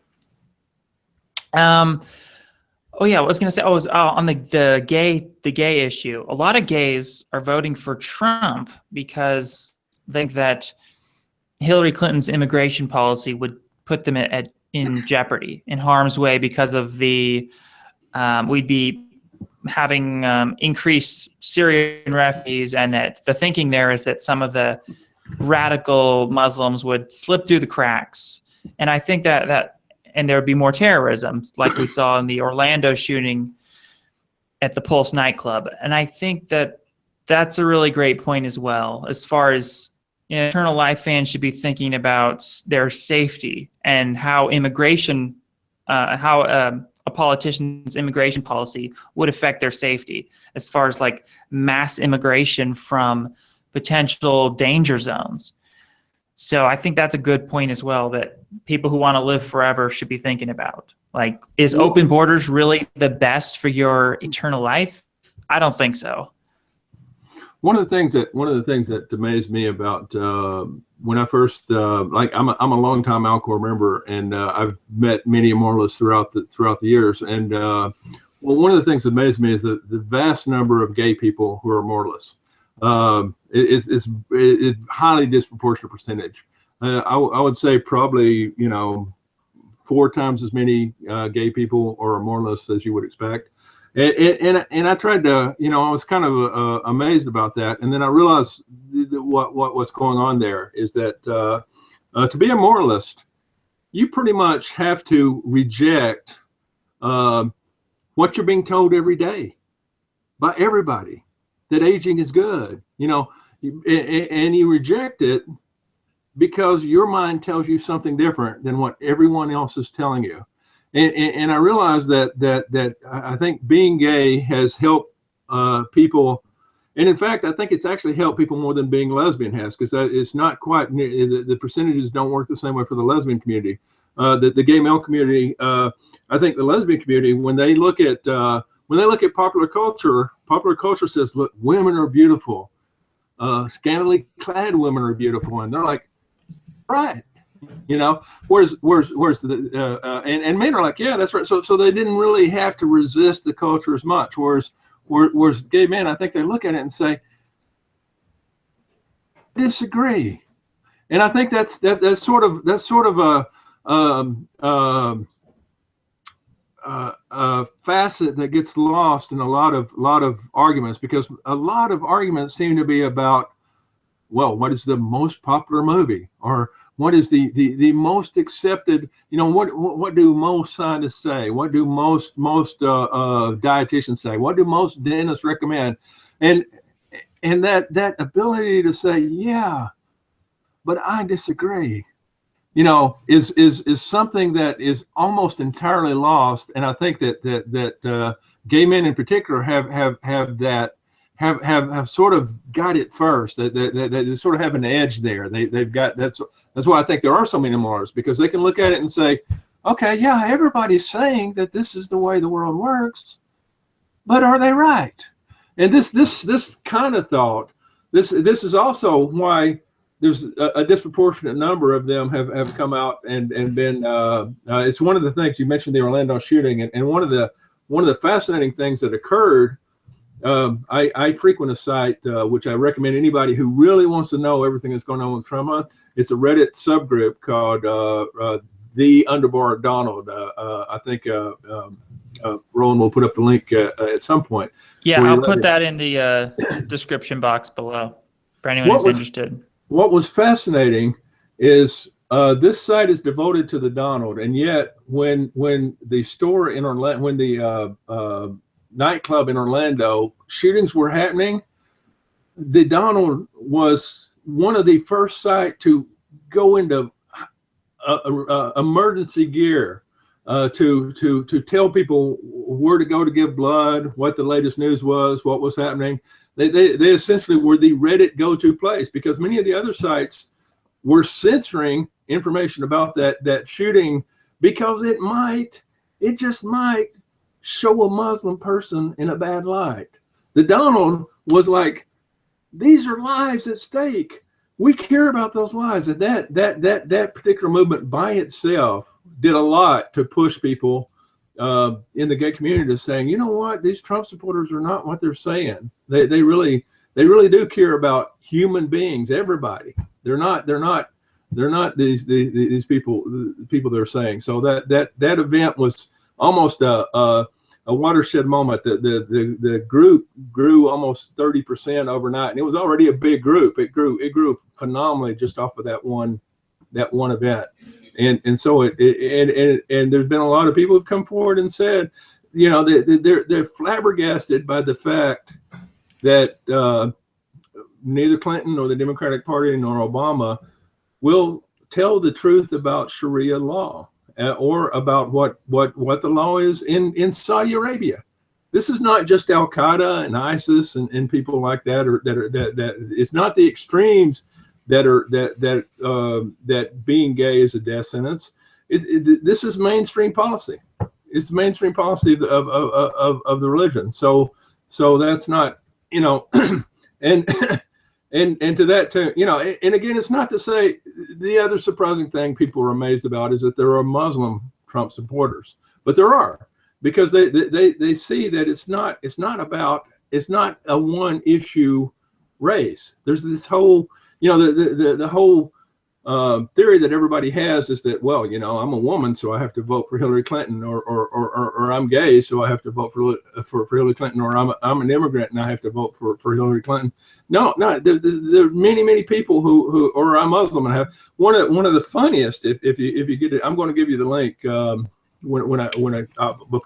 after we get off, and you can post it. One of the funniest Trump supporters, who is a Muslim and a devout Muslim, is Barack Obama's brother. Oh yeah, I remember hearing that. That was Yeah. great. But you're right about Muslims. Like a lot of Muslims, like, hey, they want to be protected from the radical extremist Muslims just as much as everyone else. So you're absolutely right. It's in everyone's best interest to, you know, vet these people from Syria and everything. Like Trump wants extreme vetting, right? It's the best. Yeah, for sure. People, there are two classes of people that come to America, and one class of people comes to America to figure out how to become Americans, and the other class of people comes to America to figure out how to live off of Americans. If you're in the first class, you love America and you love Trump. If you're in the second class, you hate Trump, and that's basically it. And so it's not really the people are making artificial distinctions around what race someone is, what gender someone is, what nationality someone is, what's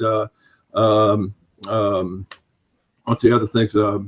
Just religion someone is, and yet the actual distinction is: do you believe in yourself and want to make things happen, or do you think someone else has to do it for you? And that's really at the core of what drives the mindset of one group of people versus another in terms of what they're thinking about for Trump versus Hillary.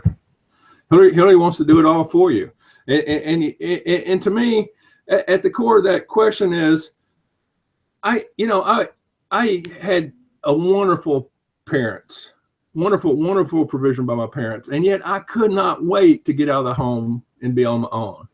And I feel like all the people who are looking for Hillary, they're looking to have parents again. They want to become children again. They want someone else to solve all their problems. And this is just not, it's not an adult thought process. It's more of a child process, and she feeds into that.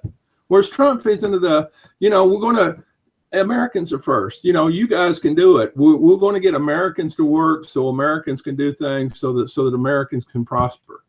And so that's. And one more point to be made on these people who kind of want the government to be expanded and bigger. These liberals who will vote for bigger government and Hillary Clinton.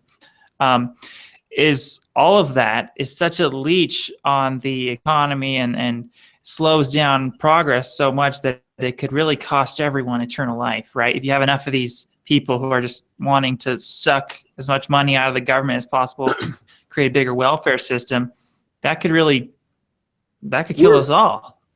Yeah, I'm 56. I don't have unlimited time. There's a certain amount of time that this got to be solved in, or I'm out of luck, you know. And a lot of people, you know, I think you're in your 20s, and a lot of people watching this will be in their 20s, and they'll think, well, you know, I'm going to be alive for 50 more years. The concept of a prosperous nation versus an unprosperous one, a high growth society versus a low growth society, lead to entirely different worlds. The exponential growth process of a 5% growth rate versus a 1% growth rate are dramatically different in a very short period of time. So what would happen over your lifetime is, the only way that we're going, aging is a hard problem. The only way we're going to solve it is we have to have an extremely prosperous society. We've got to have an extreme prosperity, and there's nothing. Or think about it this way: the more money people have, right, the more money they can donate to SENS, right? The richer people are, the more inclined they're going to be to donate to something like anti-aging, right? Well, yeah, and not just in terms of donation, but the more time they'll have to donate to work on things, the more, and also in the process of prosperity, you know, SENS rarely just works in a vacuum of zero knowledge. They look around and say, what are other researchers doing and finding here and there, and how can we use that to take it to the next level? So again, they build their research on the research that's going. So the money you donate to SENS, the money that people who are smart enough to realize that SENS at the cusp and they're leading the way to find aging is a part of it. But the bigger part of it is that the prosperity that the entire economy has will create research on so many levels that SENS, when they're looking for research that gets halfway there, they'll have a lot more places to look. And they'll be able to pick up research from here and put it in, pick up research from over there and put it in. So this highly prosperous society, these many mistakes that failed, give SENS a lot of things to pick from to say, okay, that's not going to work. We don't even have to go there. They've already found out that's not going to work. That's not going to work. We don't have to go there. We can take this and run with it. We can take that and run with it. And so it's going to be a successful society is a boon to SENS, even if it doesn't expand the number of people who believe in anti-aging, even if the same number of people, even if it's that dip switch never goes off in most people's head as it does in some of our heads, that wait a minute, this aging's not a good idea. You know, that dip switch doesn't, you know, I don't know, that switch in your head seems to be so locked. I don't know how you push it. I don't know how you push it, because I've had it turned off for over 50 years. I've had it turned the right way. And I've been looking at people, and I do not know how you flick that switch. So I'm not sure that Trump is going to flick that switch. I don't even think Zoltan Isvan would flick that switch. That switch is just a really a weird thing. But what will happen is that the society, like if the entire society had come to the realization that we should solve aging, but this was the year 1900, none of us would make it. Boy, I got to quit tapping my desk. If this was the year 1900, none of us would make it. So a lot depends upon the society progressing. Unless all those people who are searching for the fountain of youth are right, and they just couldn't find the fountain of youth. And if we go out there and travel somewhere, right, in the forest, we might find something. Well, I like to think that at any time period that living forever was possible. I like to think that I would hope that's true, but I might be wrong. Yeah, you know, here's what's funny about findings. One of the things I like to do is I like to look for ideas that were discovered and try to figure out, if I had a time machine, could I have discovered this same thing 10 years earlier? And you'd be surprised how few things you can do that with.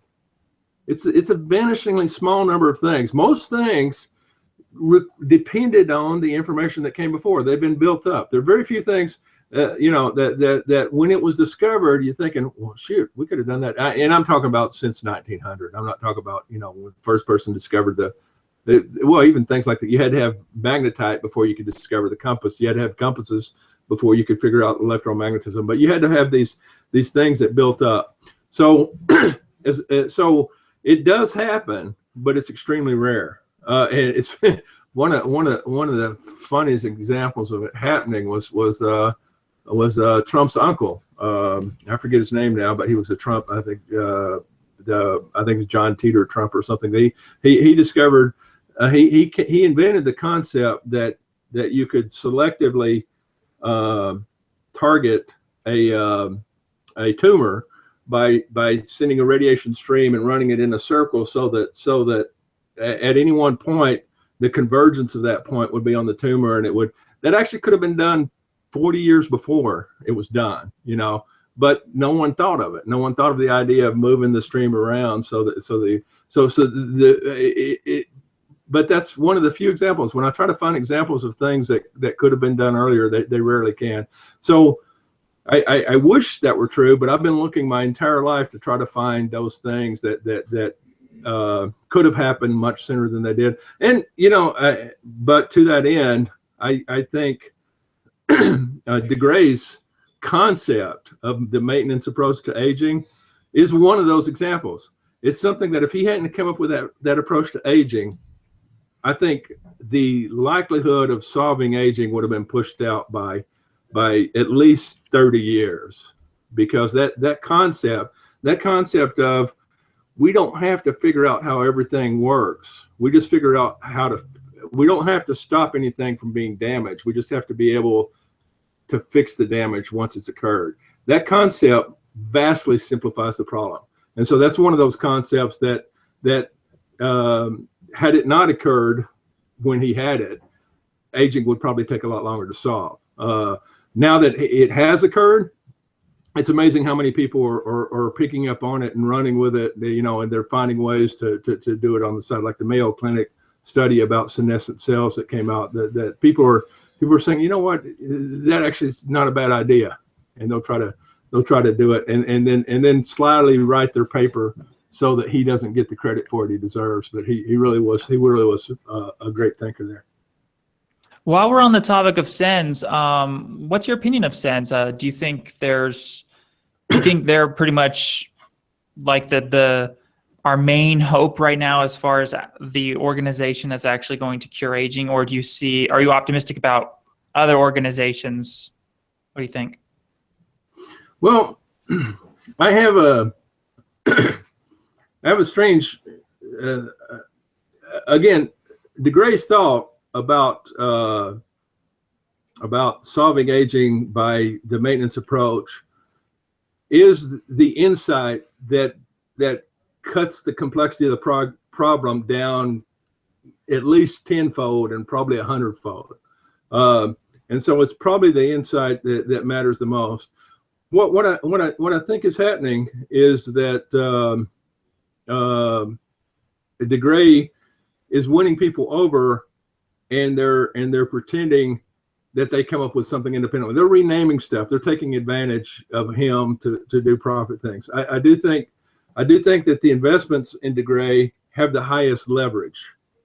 So if you invest in what he's doing, you're going to solve aging quicker than if you invested in 30 other different companies that are doing different things, because what he's doing is open. You can see it. He's not hiding it from people, and so as a result, it may be picked up out there by other people. I think that he has a business problem, because the people who have the most money to invest think of their investments as a seed that's got to make more money. They feel bad about, so they see them as a charity, not as an investment. And so most people have, well, these are my charity funds, these are my investment funds. My charity funds, I go up to 10% maybe if I'm very generous. My investment funds, that can be 80% of my wealth if I'm a wealthy person. 80% of my wealth can be in investments, and that's normal, maybe even 90%. So because they see him as a charity fund and not an investment fund, he attracts a lot less capital than he would attract with the same ideas if he were a for-profit business. On the flip side of that, because he's not a for-profit business and can share the information, that little bit of capital has a much greater effect, because now all these for-profit businesses out here can go somewhere and say, wait a minute, Sins has already tried that. That's not going to work. Oh, Sins did that. That's not going to work. Oh, Sins is doing that. See, and other people who are getting investment capital in private businesses, you don't know what didn't work, so you're getting nothing from them. So you're in helping Sins succeed, you're helping every other company in anti-aging succeed, because they're all looking at it in ways that they can't look at each other until it gets through trials. They have to keep a lot of even by law, they have to keep some of their information secret when they're going through trials. But with Sins, so one side of me says, I wish he had not done that as a nonprofit, because if he had done it as a for-profit company, money would just be pouring in like mad. And another side of me says, I'm so glad he did it as a nonprofit, but because he did it as a nonprofit, every dime that goes there helps out everyone who's looking at aging. So it really speeds it up. So from my perspective, as someone who sees the real win, for the investor-minded person, there's Peter Lynch is like one of the fathers of great investment. He talked about the 10-bagger. The 10-bagger win for all of us is to solve aging. That win dwarfs anything we could do by investing in, say, some company that gives us 1,000-fold success when they solve aging 3 years after we died. So it's no good. It's no good to invest in a company that does not carry us over the border in time for you, the investor, if you could have invested in a company that had a chance to carry us over the border, even if it didn't happen inside their realm. So I think a lot of what people need to understand about Sins is you can't look at their success as being measured by what they accomplish. You can look at their success in terms of how it has helped everyone across the board accomplish more. So I think the Mayo Clinic work with the senescent cells probably would not have done what it did if it was not for the work going on at Sins. I think there's normally I have these things queued up. I wasn't, you're a better expert on Sins than I am, but I know that I saw some 14 advances, technological advances in aging that had occurred in 2015. There were 14 technological advances. If you went through them side by side in the companies that did them, about 8 of them can be traced to the Sins concepts. And it's naive for people out there to think that people who are investing their life in research and aging do not know what Sins is doing. They all know it.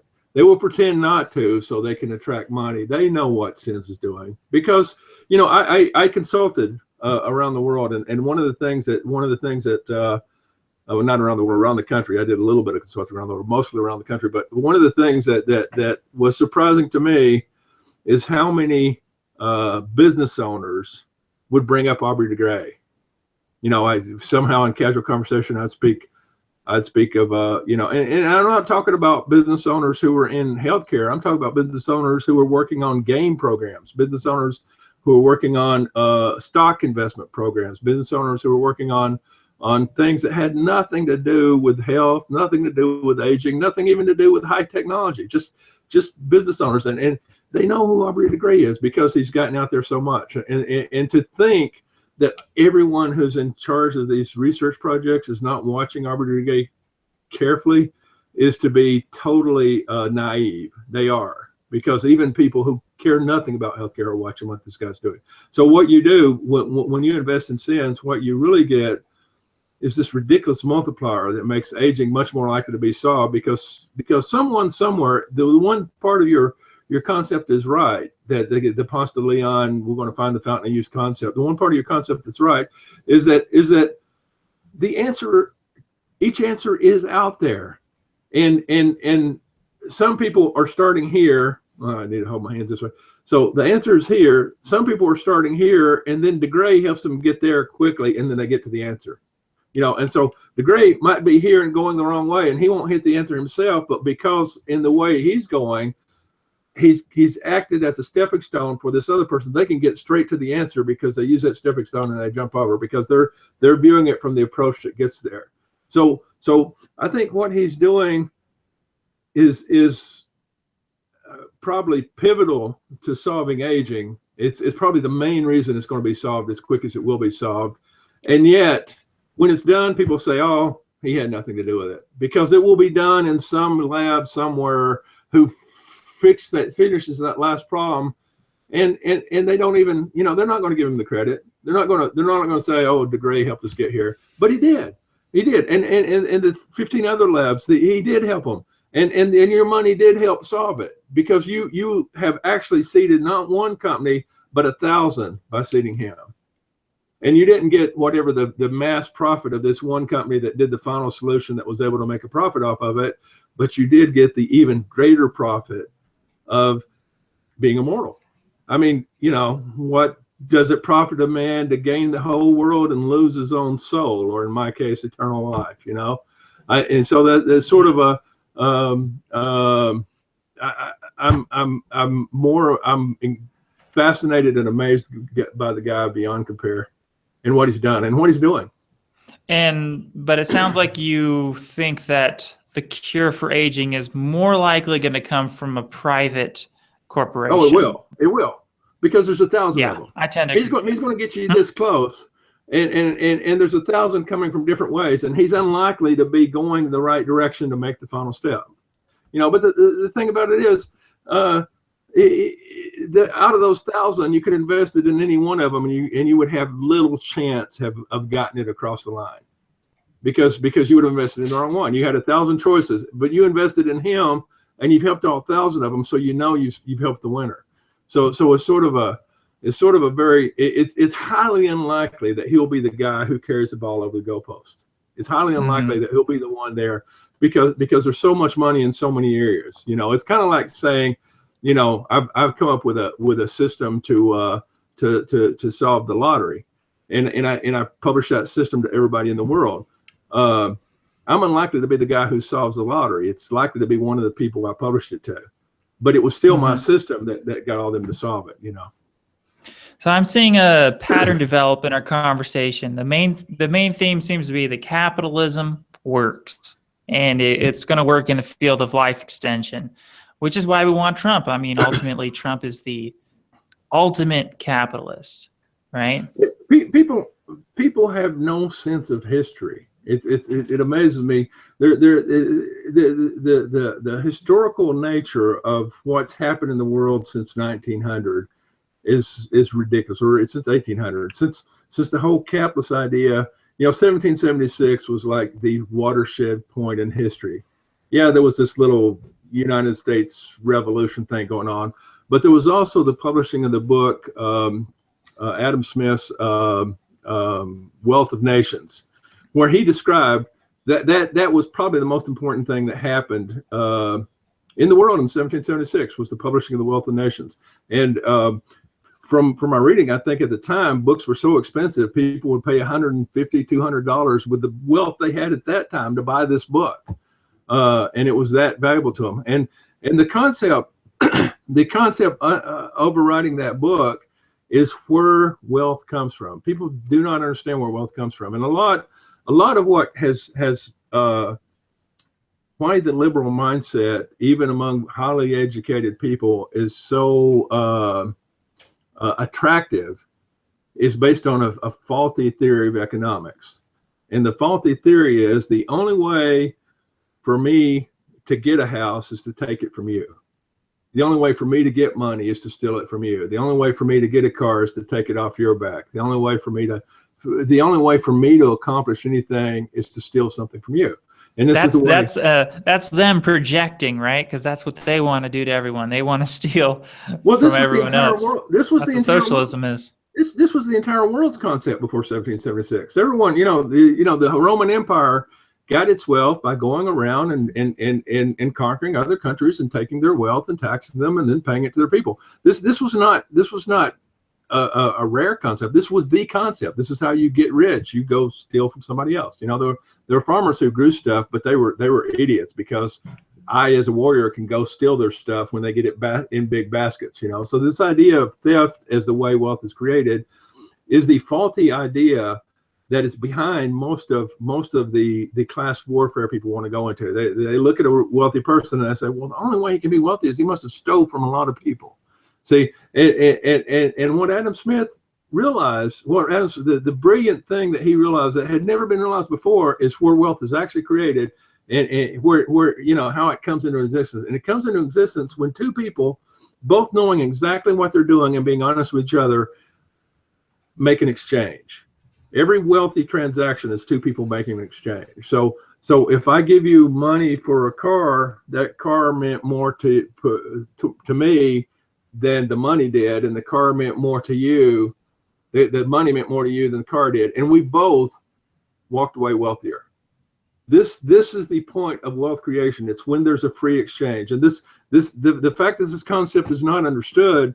The fact that everyone thinks that wealth is created by me coming and stealing the money from you, as opposed to giving you a car for it, because I you know, I've gotten good at making cars, and you've got good at making money, and you give me the money for the car. The fact that people don't get this idea is behind all the concepts of, well, we just got to soak the rich better, or we have to do things better in that fashion. So so you were right to say, yeah, I should be able to employ somebody at $2 an hour, because that is a free exchange, as long as he freely wants to do it. But the thing about this wealth creation is, once you start the wealth creation engine, it just keeps going. So like a simple example is, I have a backyard and I've got trees growing in it, and I sell those trees to a guy who cuts lumber. The guy cuts the lumber, and he builds a house and sells the house to somebody. The guy who bought the house now owns a house. He didn't lose any money. He had well, let's say $300,000. He bought his house, and now he's got a house that was worth $300,000. The guy who sold him the lumber to the guy who built the house has the $300,000, but he can go build another house, you know. And so this money gets created every time. Nobody has to have anything stolen from them for money to be created. And these trees are growing. I can just, you know, the next ones will grow, and there'll be more. And the higher the carbon atmosphere is, the faster my trees grow. So the carbon is good for me, you know. So it's sort of a, there is no sense of you need to steal to succeed. You just need to figure out your niche to produce, so that you can freely produce with things. What Trump has understood is the way the government gets in place is they interrupt that. They get in the middle.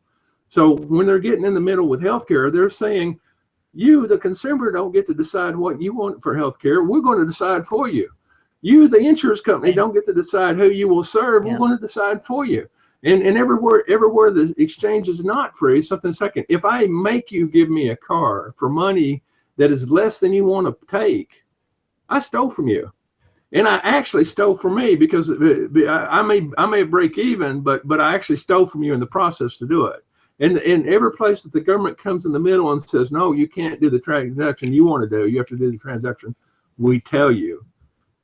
Socialized medicine is such an idea of control freaks, like, and especially because it's like this socialized medicine is like inferior. It's not going to be like the best, highest quality personalized medicine that's going to like cure our aging. It's not going to be biorejuvenative medicine, at least anytime soon. The problem is, like, they're stealing our money, and they're such control freaks. They're deciding for us how our money is going to be used. It just really bothers me. Well, even if they have the best of intentions, socialized automotive making would not work, because they don't know what I want. I know what I want.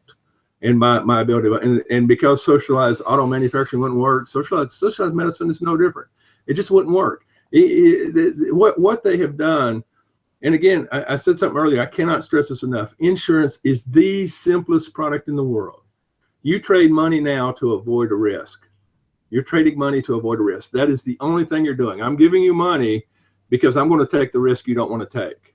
So you're going to take, so as the insurance agent, I will take your money to take the big risk for you. And I basically take a lot of people's money because only a few of them are going to pay out. There's no simpler product. I'm taking money in, I give it back. It's identical to the product that a casino has. You know, I'm giving you money because I might pay you more in the event. It's the exact same product. It's basically an actuary has sat there and figured it out. They will try to stick little things in it that make it more confusing, and every little thing they stick in it to make it more confusing makes it a worse product. Like your you know, patient care visits, in-care visits. We're going to cover this and this, but not this and this. We're going to cover, you know, they basically say, how much do I have to pay just to walk into a hospital? You are paying to walk into a hospital, but you're giving it to the insurance and they're giving it back. There is no free ride anywhere in the system. And the person in the middle is always taking a cut. So every time you get them in the middle and get them to take a cut. So when you have your car insurance, you do not get car insurance to fill up the tank of your car. If you drive a car, if you drive a car that uses gas, you don't get gas insurance to cover the cost of gas, because you know you're going to pay for it. You know you're going to pay for it anyway. If you decided to get gas insurance so that they pay for the gas, then you'll be paying more, and you'll just be paying someone for no reason. They're going to stand in the middle and they know how much gas you're going to use. So the purpose of insurance is to cover the cost that you could not cover. And basically they're just trying to get in the middle and confuse you, make it sound way more complicated than it is, just to make you afraid. And they do that with all government agencies. All the programs, they will use words to make it sound far more complicated than it is. And then if you get behind it, the money is quite simple and it's quite obvious what's going on. You know, all you have to do for every transaction is say, what's the service at the end of the day and what's it costing? Not just you, but every human being in the country to get that service. Because it's one of the things that Trump did in the second presidential, the third this cycle debate. He brought up this. Henry said, "Yeah, well, you've got 8 million people that who wouldn't have been covered otherwise." And Trump says, "Yeah, and you've got 300 million people who have had to pay a lot more money than they would have otherwise." People like to say, "Well, yeah, but we're doing this good stuff for free for these people." It's not free. And it's not their money, and it's not actually helpful. So it's sort of it's always an attempt to confuse you from the total picture. You have to look at the total dollars on both sides. In fact, sometimes I think that the medical industry sometimes maybe even is controlling the situation in such a way where they actually, well, they're profiting from sickness, so maybe they're like purposefully either suppressing cures or just creating an inferior medical system so that they can continually leech off of people, you know, because they profit off of this sickness, and then it's just, and then they use the government, government's socialized medicine to like continue to pay for their system to go on. This makes an excellent segue, and it also points out another one of Trump's brilliant policies. People do not understand how well thought out these policies are. But let's imagine that you went in to buy a car, and you're going to buy a car, and they said, which one do you want? You said, well, how much do they cost? And they said, well, we're not going to tell you.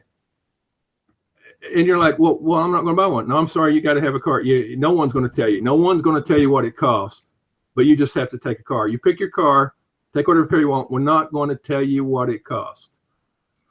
This is the way your hospital works. When you walk into a hospital, if you have to have care done, they put a sheet of paper in front of you.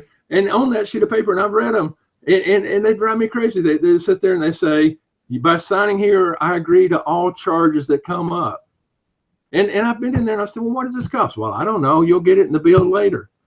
One of Trump's laws that he's putting into place now, and this gets into the actual value of government. Once we've decided how wealth is created by a free exchange, then what is the role of government? Why do you need a government if it's through free exchange?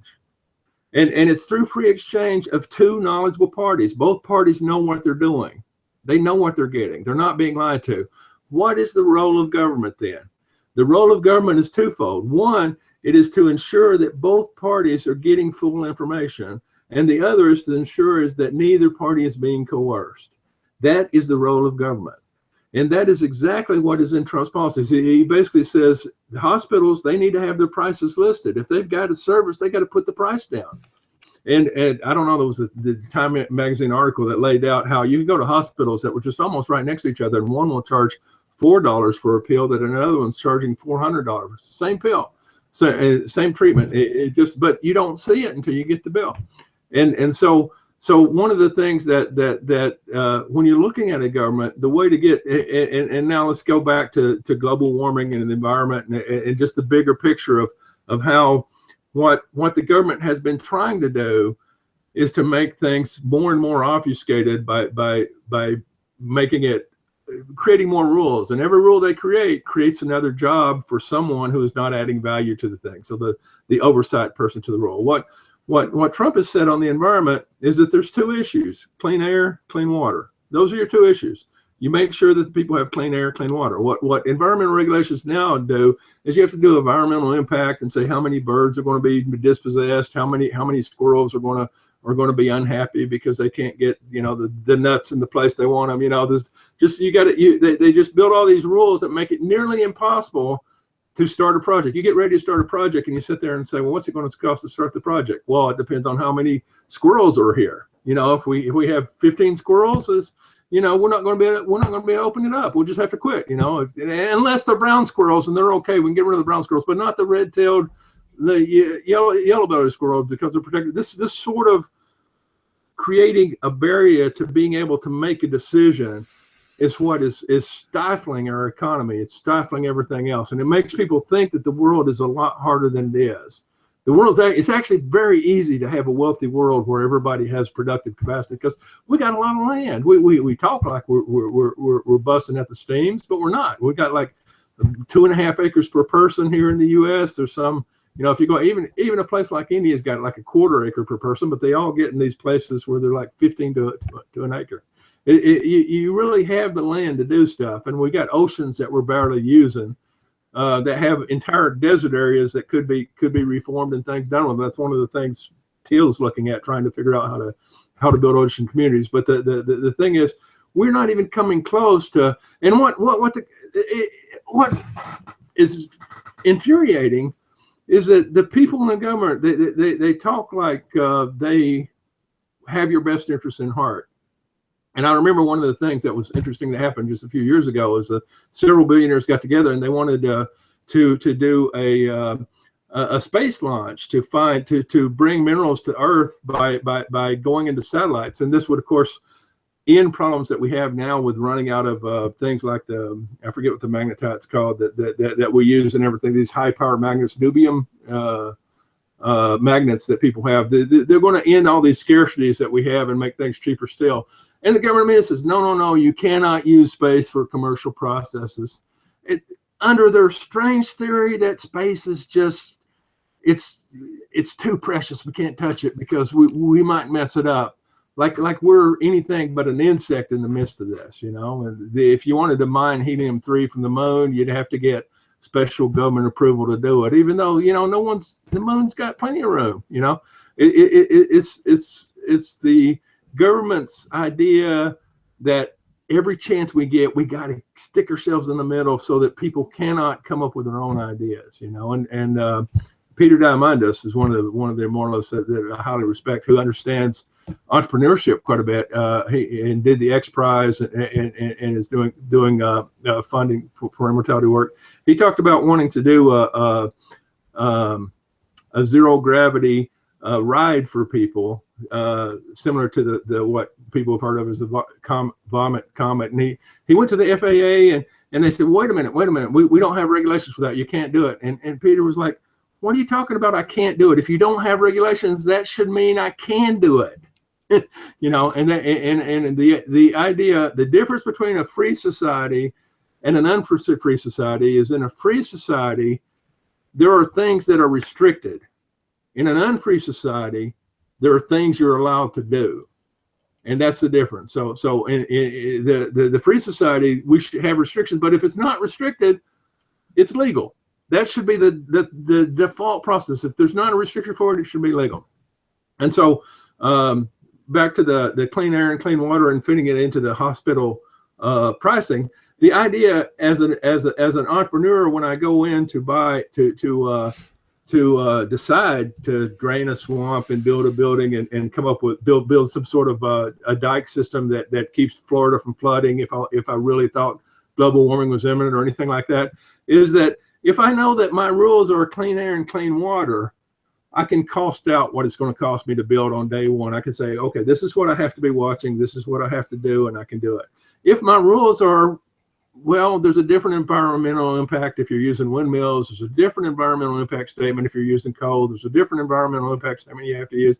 I suddenly have to go through this morass of rules to decide what to do.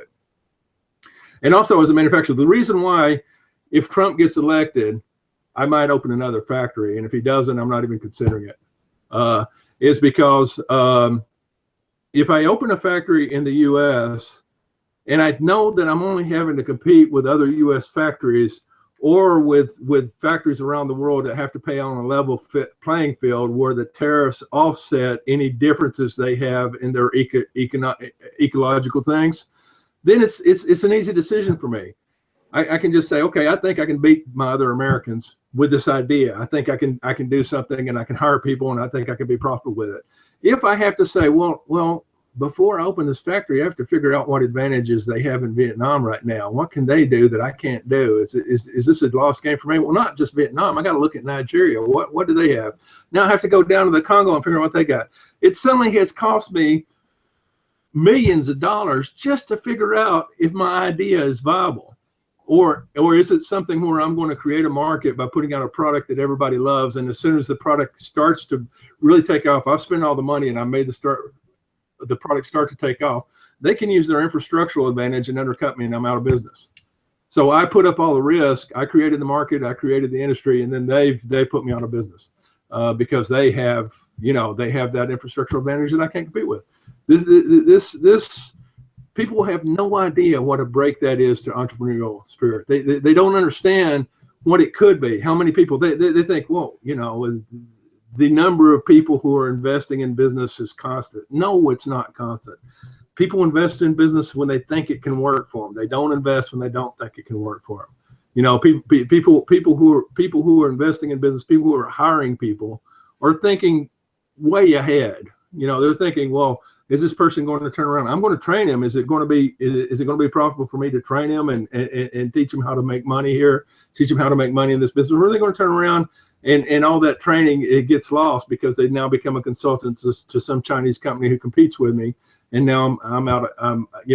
I've given them all. I've done all the work, and they get all the profits. So the right place of government is to create to make that Adam Smith exchange not be coerced, and to make it the information be available, make it honest information. So keep the honesty in place, and then from the point of view of nation states is to recognize that there are infrastructural differences between countries, and that you can't just let there's a whole segment of the population who cannot code. I know it's hard to believe, but there are people out there who can't write code, but they can turn screws. They can weld, they can do other things. I don't want to say, well, because you cannot code, you're not a productive member of society. We're just going to take care of you because we make more money from coding if we buy stuff cheap from these other people. No, I want you to be able to be as productive as you can be with the talents you have. And that's why Trump's mindset of getting down there with the people who do the work is one that I deeply understand, because I've been worked in factory environments and understand that if you don't have that knowledge, you think you know what's going on by what you read on in the spreadsheets in the boardrooms, but you don't, because you don't know, you're not seeing the impact that's kind of invisible. So I think Trump is a boon for the country, even if he wasn't a boon for anti-aging. But I believe we need to have a boon for the country to have a boon for anti-aging. I also believe that the way he looks at the regulations around healthcare will turn that industry around. He's pushing for making the FDA rules less restrictive in terms of how the barriers to entry. Now, if you wanted to come up with a drug, you need to have $50 to $100 million set aside to come up with that drug once you're going to get it through clinical trials. That's ludicrously prohibitive, because there are people who can make an informed choice about what risks they want to take. You know, exactly. I agree with you completely. Yeah. Okay. Any other questions? Yeah. Okay. So I had one more thought. It's kind of off topic, but it does relate to something. By the way, I do have just 10 more minutes scheduled for my slot at the library. I'm in a private room, so about 10 more minutes left, sure, and then we'll probably have to end it. But anyways, you were saying there's more gay immortalists, and that got me thinking. Because yeah, proportionally, right? Proportionate. There's more gay immortalists, and I heard before that gay people have a higher IQ on average. Have you heard this? I heard this from Milo Yiannopoulos. He's a gay conservative, very for Trump. Kind of self-effacing thing. Have you heard about this? I had not. I mean, maybe true. I don't know. And so it got me thinking, if that's true, if gays have a higher IQ, maybe that's one of the reasons why there's more gay immortalists as well. Yeah, I don't think there's that big of an IQ difference to make that difference up, because Jewish people have a higher IQ on average, the Ashkenazi Jews, than gays do, and they don't have the proportion of immortalists that gays do, in my mind, just from looking at it. And I could be wrong about that. Then again, now that I think about it, there are quite a few Jewish people who have a higher per capita. Maybe there is an IQ correlation. So if you're gay and Jewish, then you're probably like really smart, right? Well, no, you can't. Stats. You know, it's stats. You're going to have more extremely smart people. I'm not sure that I would make that correlation, because the gay people I saw who were immortalists were not the smartest gay people. You know, I've known many gay people in the tech industries who were incredibly brilliant. There seemed to be very little correlation between the level of intellect. And, you know, they're above average. You're not an immortalist unless you have above average intellect. There's just it just doesn't, it's extremely rare. But I didn't see a correlation in the level of intellect of people who were gay and immortalists versus people who were gay and not immortalists. I thought, in general, that most gay people I know are not immortalists, and the few that I know who are immortalists are smarter than average, but not as smart as most of the gay people I know in the tech field. So it's not, correlation is not as high. I would tend to disbelieve that that's the causative agent. It's something, I guess I'll have to look into it more, because Milo Yiannopoulos seemed to be pretty confident. He said like science backed it up, and there was studies or something that gay people had a higher IQ on average. Is it anything no, I mean, they may have a higher IQ, but I do not think that's the causative factor. I think it's an independent correlator. Like for instance, let's say there's more. Let's see what. I don't know. I mean, there are very few people from India who are immortalists who are in the tech community, and I would think that there's you know, I don't think it's just IQ. I mean, some very high IQ people there's a lot of high IQ people that are not immortalists. I mean, there's just I think it, you know, I mean, I could be wrong. I could be my confirmation bias from my own theory, which my own theory, as I said before, was that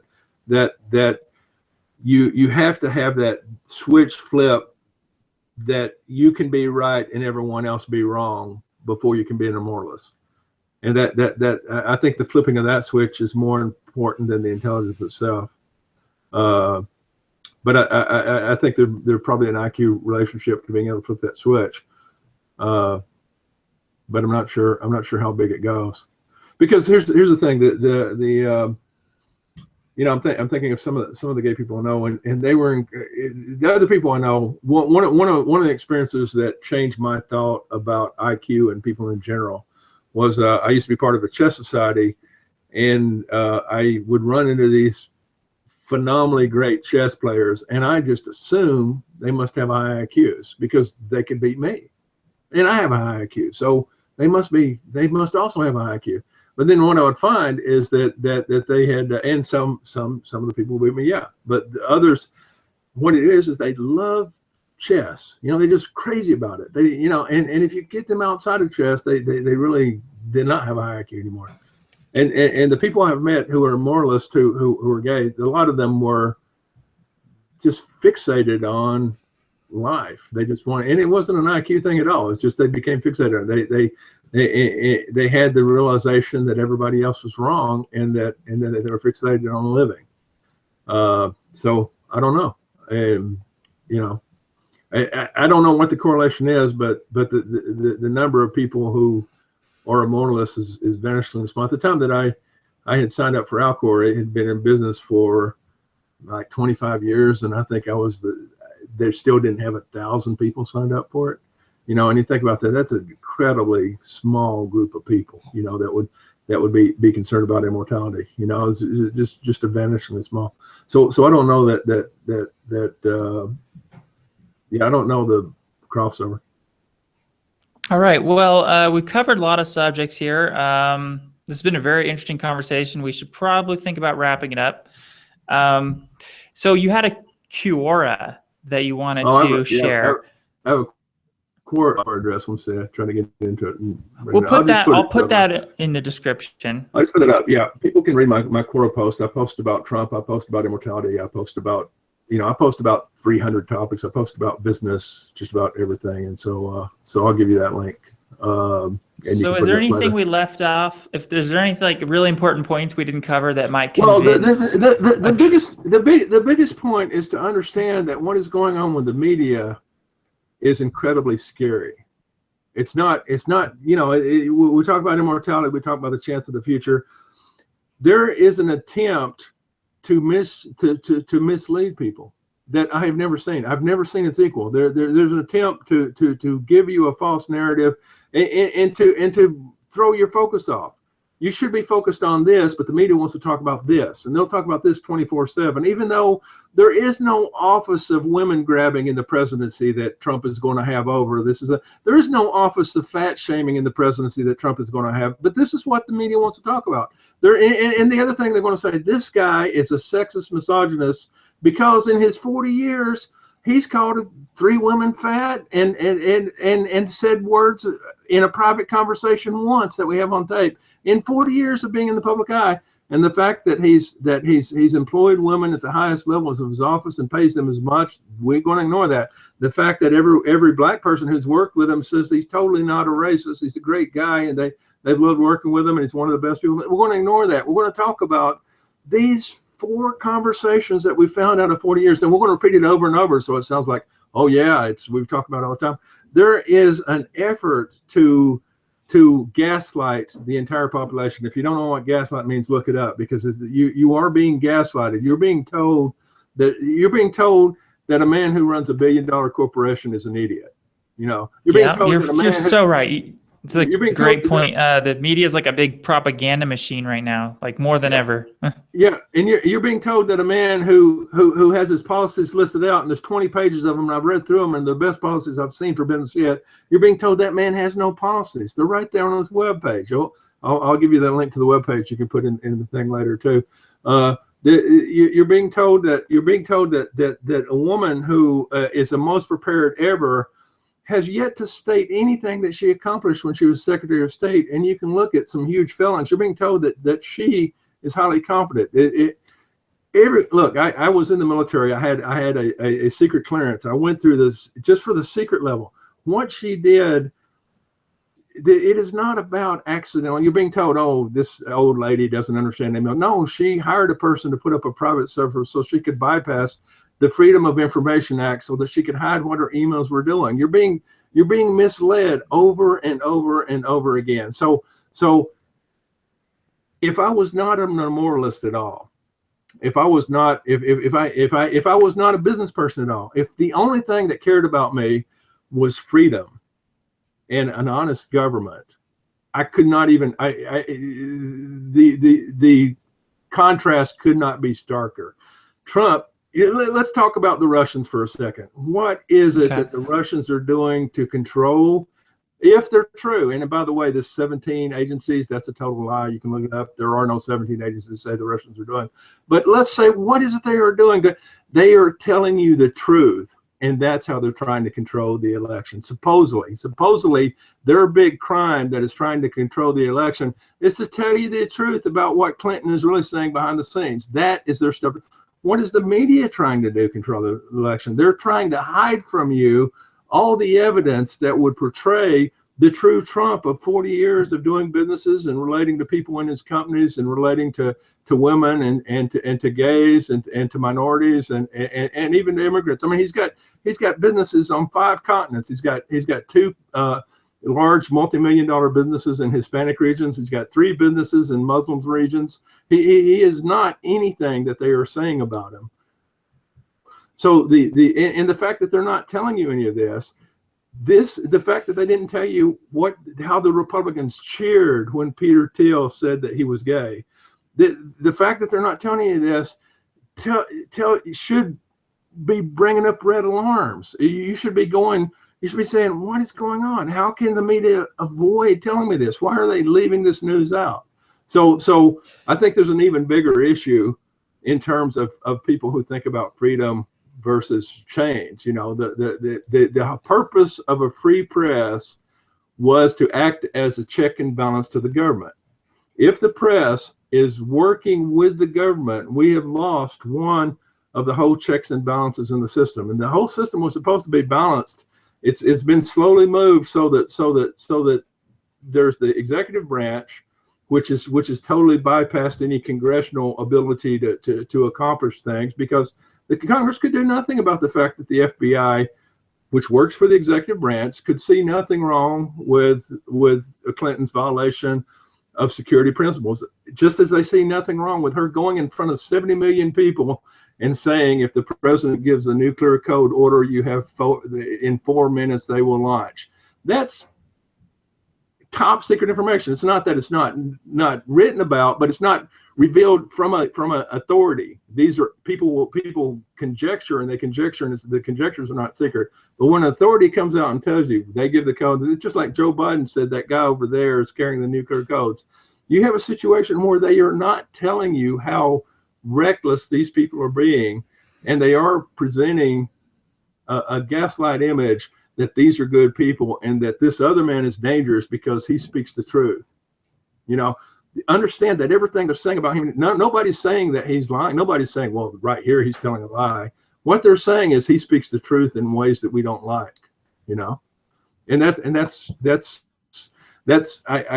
caution people to sit there and listen to the evidence you are given when someone claims something.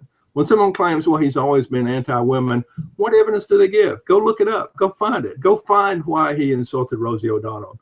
And you find out that the reason he insulted Rosie O'Donnell was because she was attacking a woman who was 22 years old and was in drug rehab, and the woman had no recourse, and she was attacking that woman, and Trump was defending her. Go find out what really happened with Alicia Machado. The things that we have evidence of, not the things you said, but things we have evidence of. And you find that, no, he didn't. He helped this woman.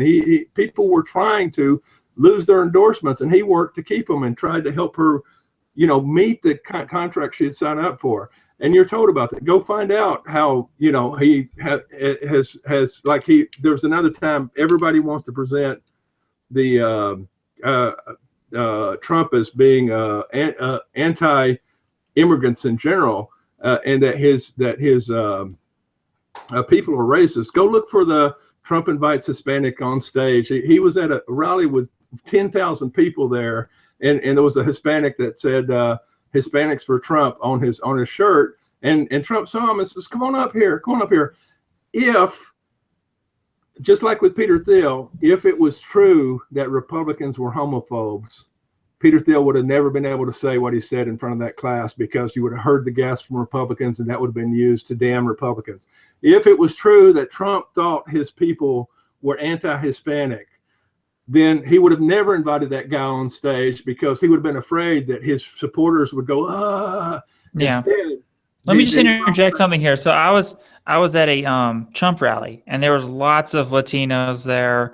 lots of Hispanics, and also lots of African Americans. So, that's just kind of shattering all these myths, and lots of women there. So I saw it firsthand there.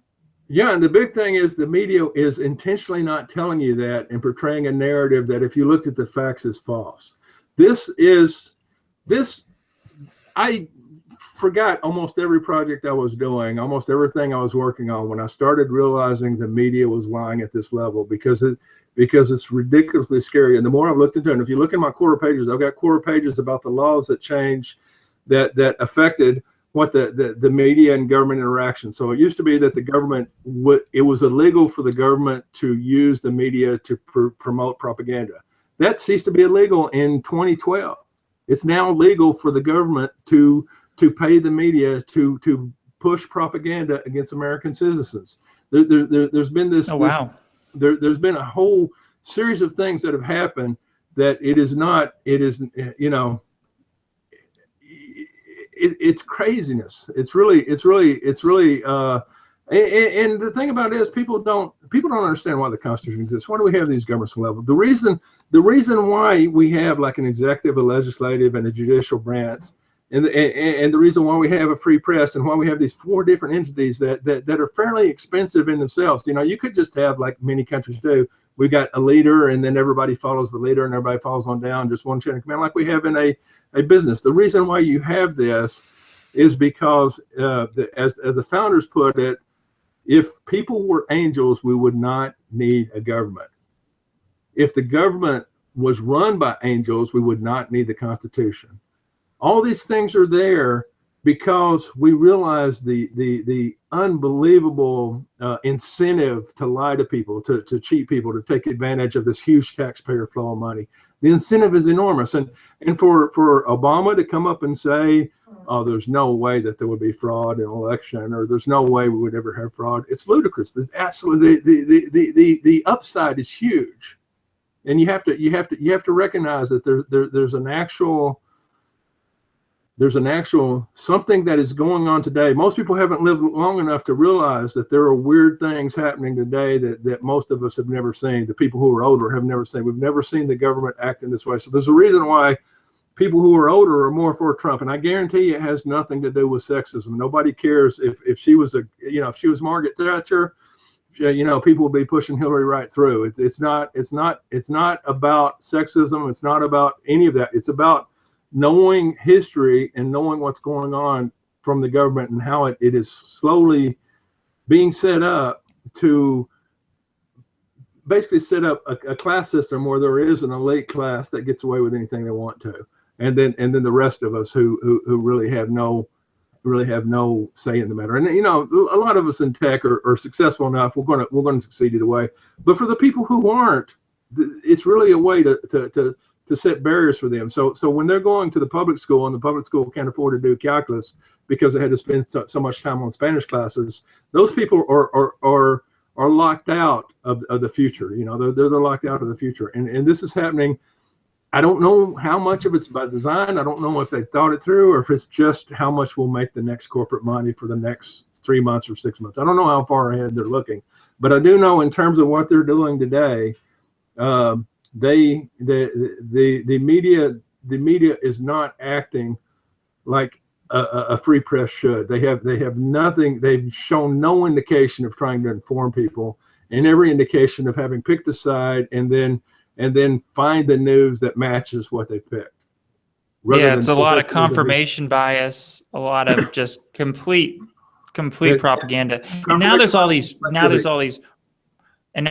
rape allegations that are coming out of the woodwork, and you got to think, like, of course there'd be a lot of rape allegations because the people are going to want to take him down, and they're going to want to lie and slander his character. And sometimes you have to look at timing. So let me compare and contrast the timing with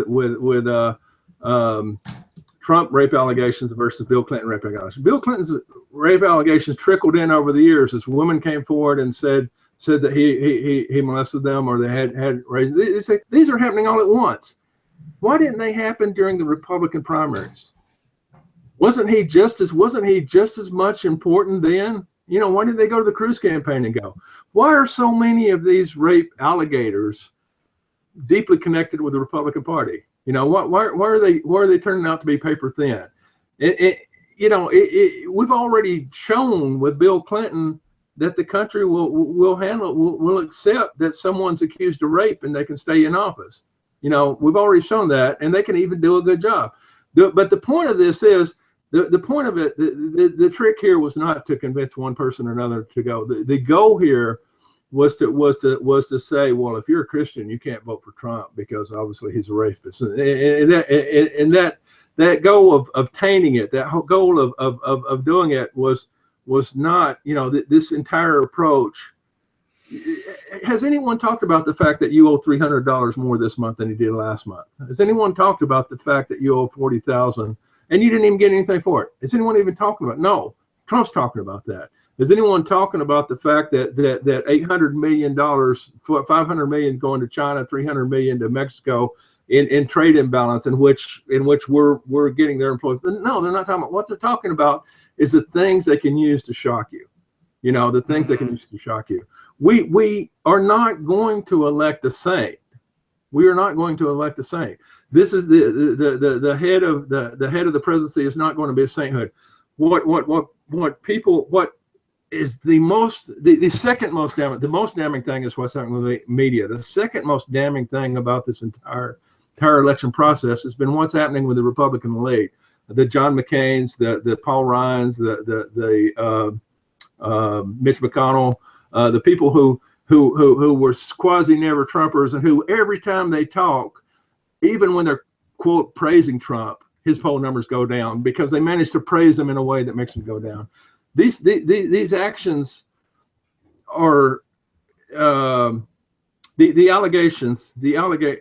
Everyone, if you need to understand how liberals will try to win your hearts and minds and get your votes, you need to read Saul Alinsky's Rules for Radicals.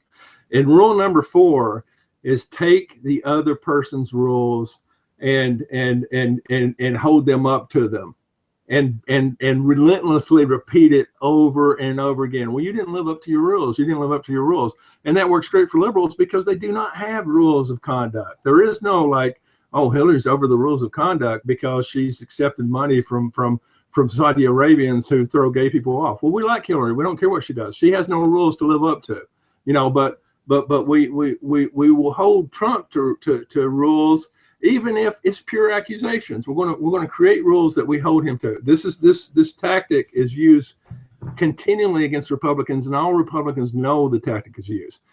The Republicans who are what's called a Reno or Republican name only, the ones who are making it hard for Trump, they are giving credence to the tactic. They're saying, oh, well, if these rape allegations bring up serious concerns, they know exactly what's going on. They know that allegations are going to come out of the woodwork. They knew it was going to happen.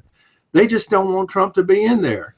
And they don't want Trump to be in there because they got a sweet deal. Trump wants to end the ability of ex-congressmen to earn speaking fees and lobbyists for 5 years after they leave the office. These people enter Congress making, with net worths of $50,000, $100,000, and they'll leave with net worths of $4 million when their salary was only $100,000 a year. People do not understand the extent to which what Trump is going after. The reason why he is universally attacked by the people already in power is because he's exposing them. He's exposing every piece of it. What really boggles my mind is in the debates where they were making the Trump tapes like a central focus of that debate. Never once did they mention, Hillary's past, where she freed a child rapist and got this child rapist out of jail, and she was laughing about it. And they never mentioned that. And they never mentioned that Hillary Clinton, she's done far worse things for women than Trump ever did. As far as I know, but like Hillary Clinton was defending a lot of the, she was trying to attack a lot of and discredit a lot of the women who were alleging that Clinton raped them. And so that Bill Clinton. So Hillary Clinton was trying to discredit those potential rape victims of Bill Clinton. So, well, the rule of thumb with liberals is you're not a woman if you're a Republican. So we can say whatever we want to you about you. You know, like if you're Sarah Palin, we get to insult you all day. It doesn't matter. Those insults are fair. No one ever says, well, people called Sarah Palin stupid and airheaded and everything. And they said she's a bimbo. They said she's, you know, no one said that when they talk about Jan Brewer. And basically they just say, we're going to make it sound like this is what, in other words, the basic claim about Trump is that he has spoken badly of women. No, he's spoken badly of Alicia Machado. Not even badly. He tried to help her save her career. He's spoken badly of Rosie O'Donnell. He hasn't spoken badly of women. The women. He's one of the few people who will treat women as individuals and say, well, look, you're an individual, and I would be picking on a man here. I'm picking on you, you know, because of what you did, you know. And it's sort of a they're trying to conflate the issue just to achieve what they want. And so the other side, if you look at the Solomon-Leninsky rules, they're basically a set of rules that and they're a playbook for taking advantage of people's limited attention span. It's basically a playbook of how to get to people, take advantage of their limited attention span, and get them to focus not on the things that matter, but on the things that will help you win, even if it's crazy stuff. all right. Well, this is a great time to kind of wrap it up here. Very interesting conversation. We should definitely. I'll just wrap up and say I can't stress enough how cool it will be to go read the Donald Trump Reddit, because there's 200,000 people on it. They're talking constantly. You'll find out what Trump supporters are really like. You'll find out the stories the media won't tell you. So I'll tell you what. I can't wait till Trump wins. Helps Americans live forever. My new slogan is "Make America Live Forever," and I can't wait to rub it in all the faces of all the people who were Trump haters. I look forward to that. Yeah, thanks to Trump, you get to live forever. You lucky person, you don't deserve it. He's going to help. I think he's definitely going to speed progress in this area a lot. So, well, thank you, Ron. I appreciate the opportunity. Yeah, absolutely. And hopefully some people have been maybe convinced, or I don't know how many of these people were Trump supporters or Hillary supporters, but hopefully somebody gets convinced out there that Trump is the right person. And if you go to my Quora page, once he's put it up, you can always ask questions on Quora, and you can even ask me directly through Quora, and I'll answer them. Or you can look at my other 15. Yes, we will be putting. Yes, the Tony's link for Quora link will be in the description, and also in the description will be information and details about the next Eternal Life Fan Club Hangout that will be occurring shortly. So if you want to be involved in that Hangout, check the description of this video, and there'll be a link, and there'll be a newsletter. You want to sign up for that, and then you'll be notified of all the future Eternal Life Fan Hangouts as well. That's in the description as well. Thank you very much, Tony Reno. It's been a pleasure talking with you. Very great. You're very knowledgeable on this subject. All right. Thank you, guys. Thank you for the audience. Thank you for all the questions. And may you guys live forever. Make America live forever. Bye-bye.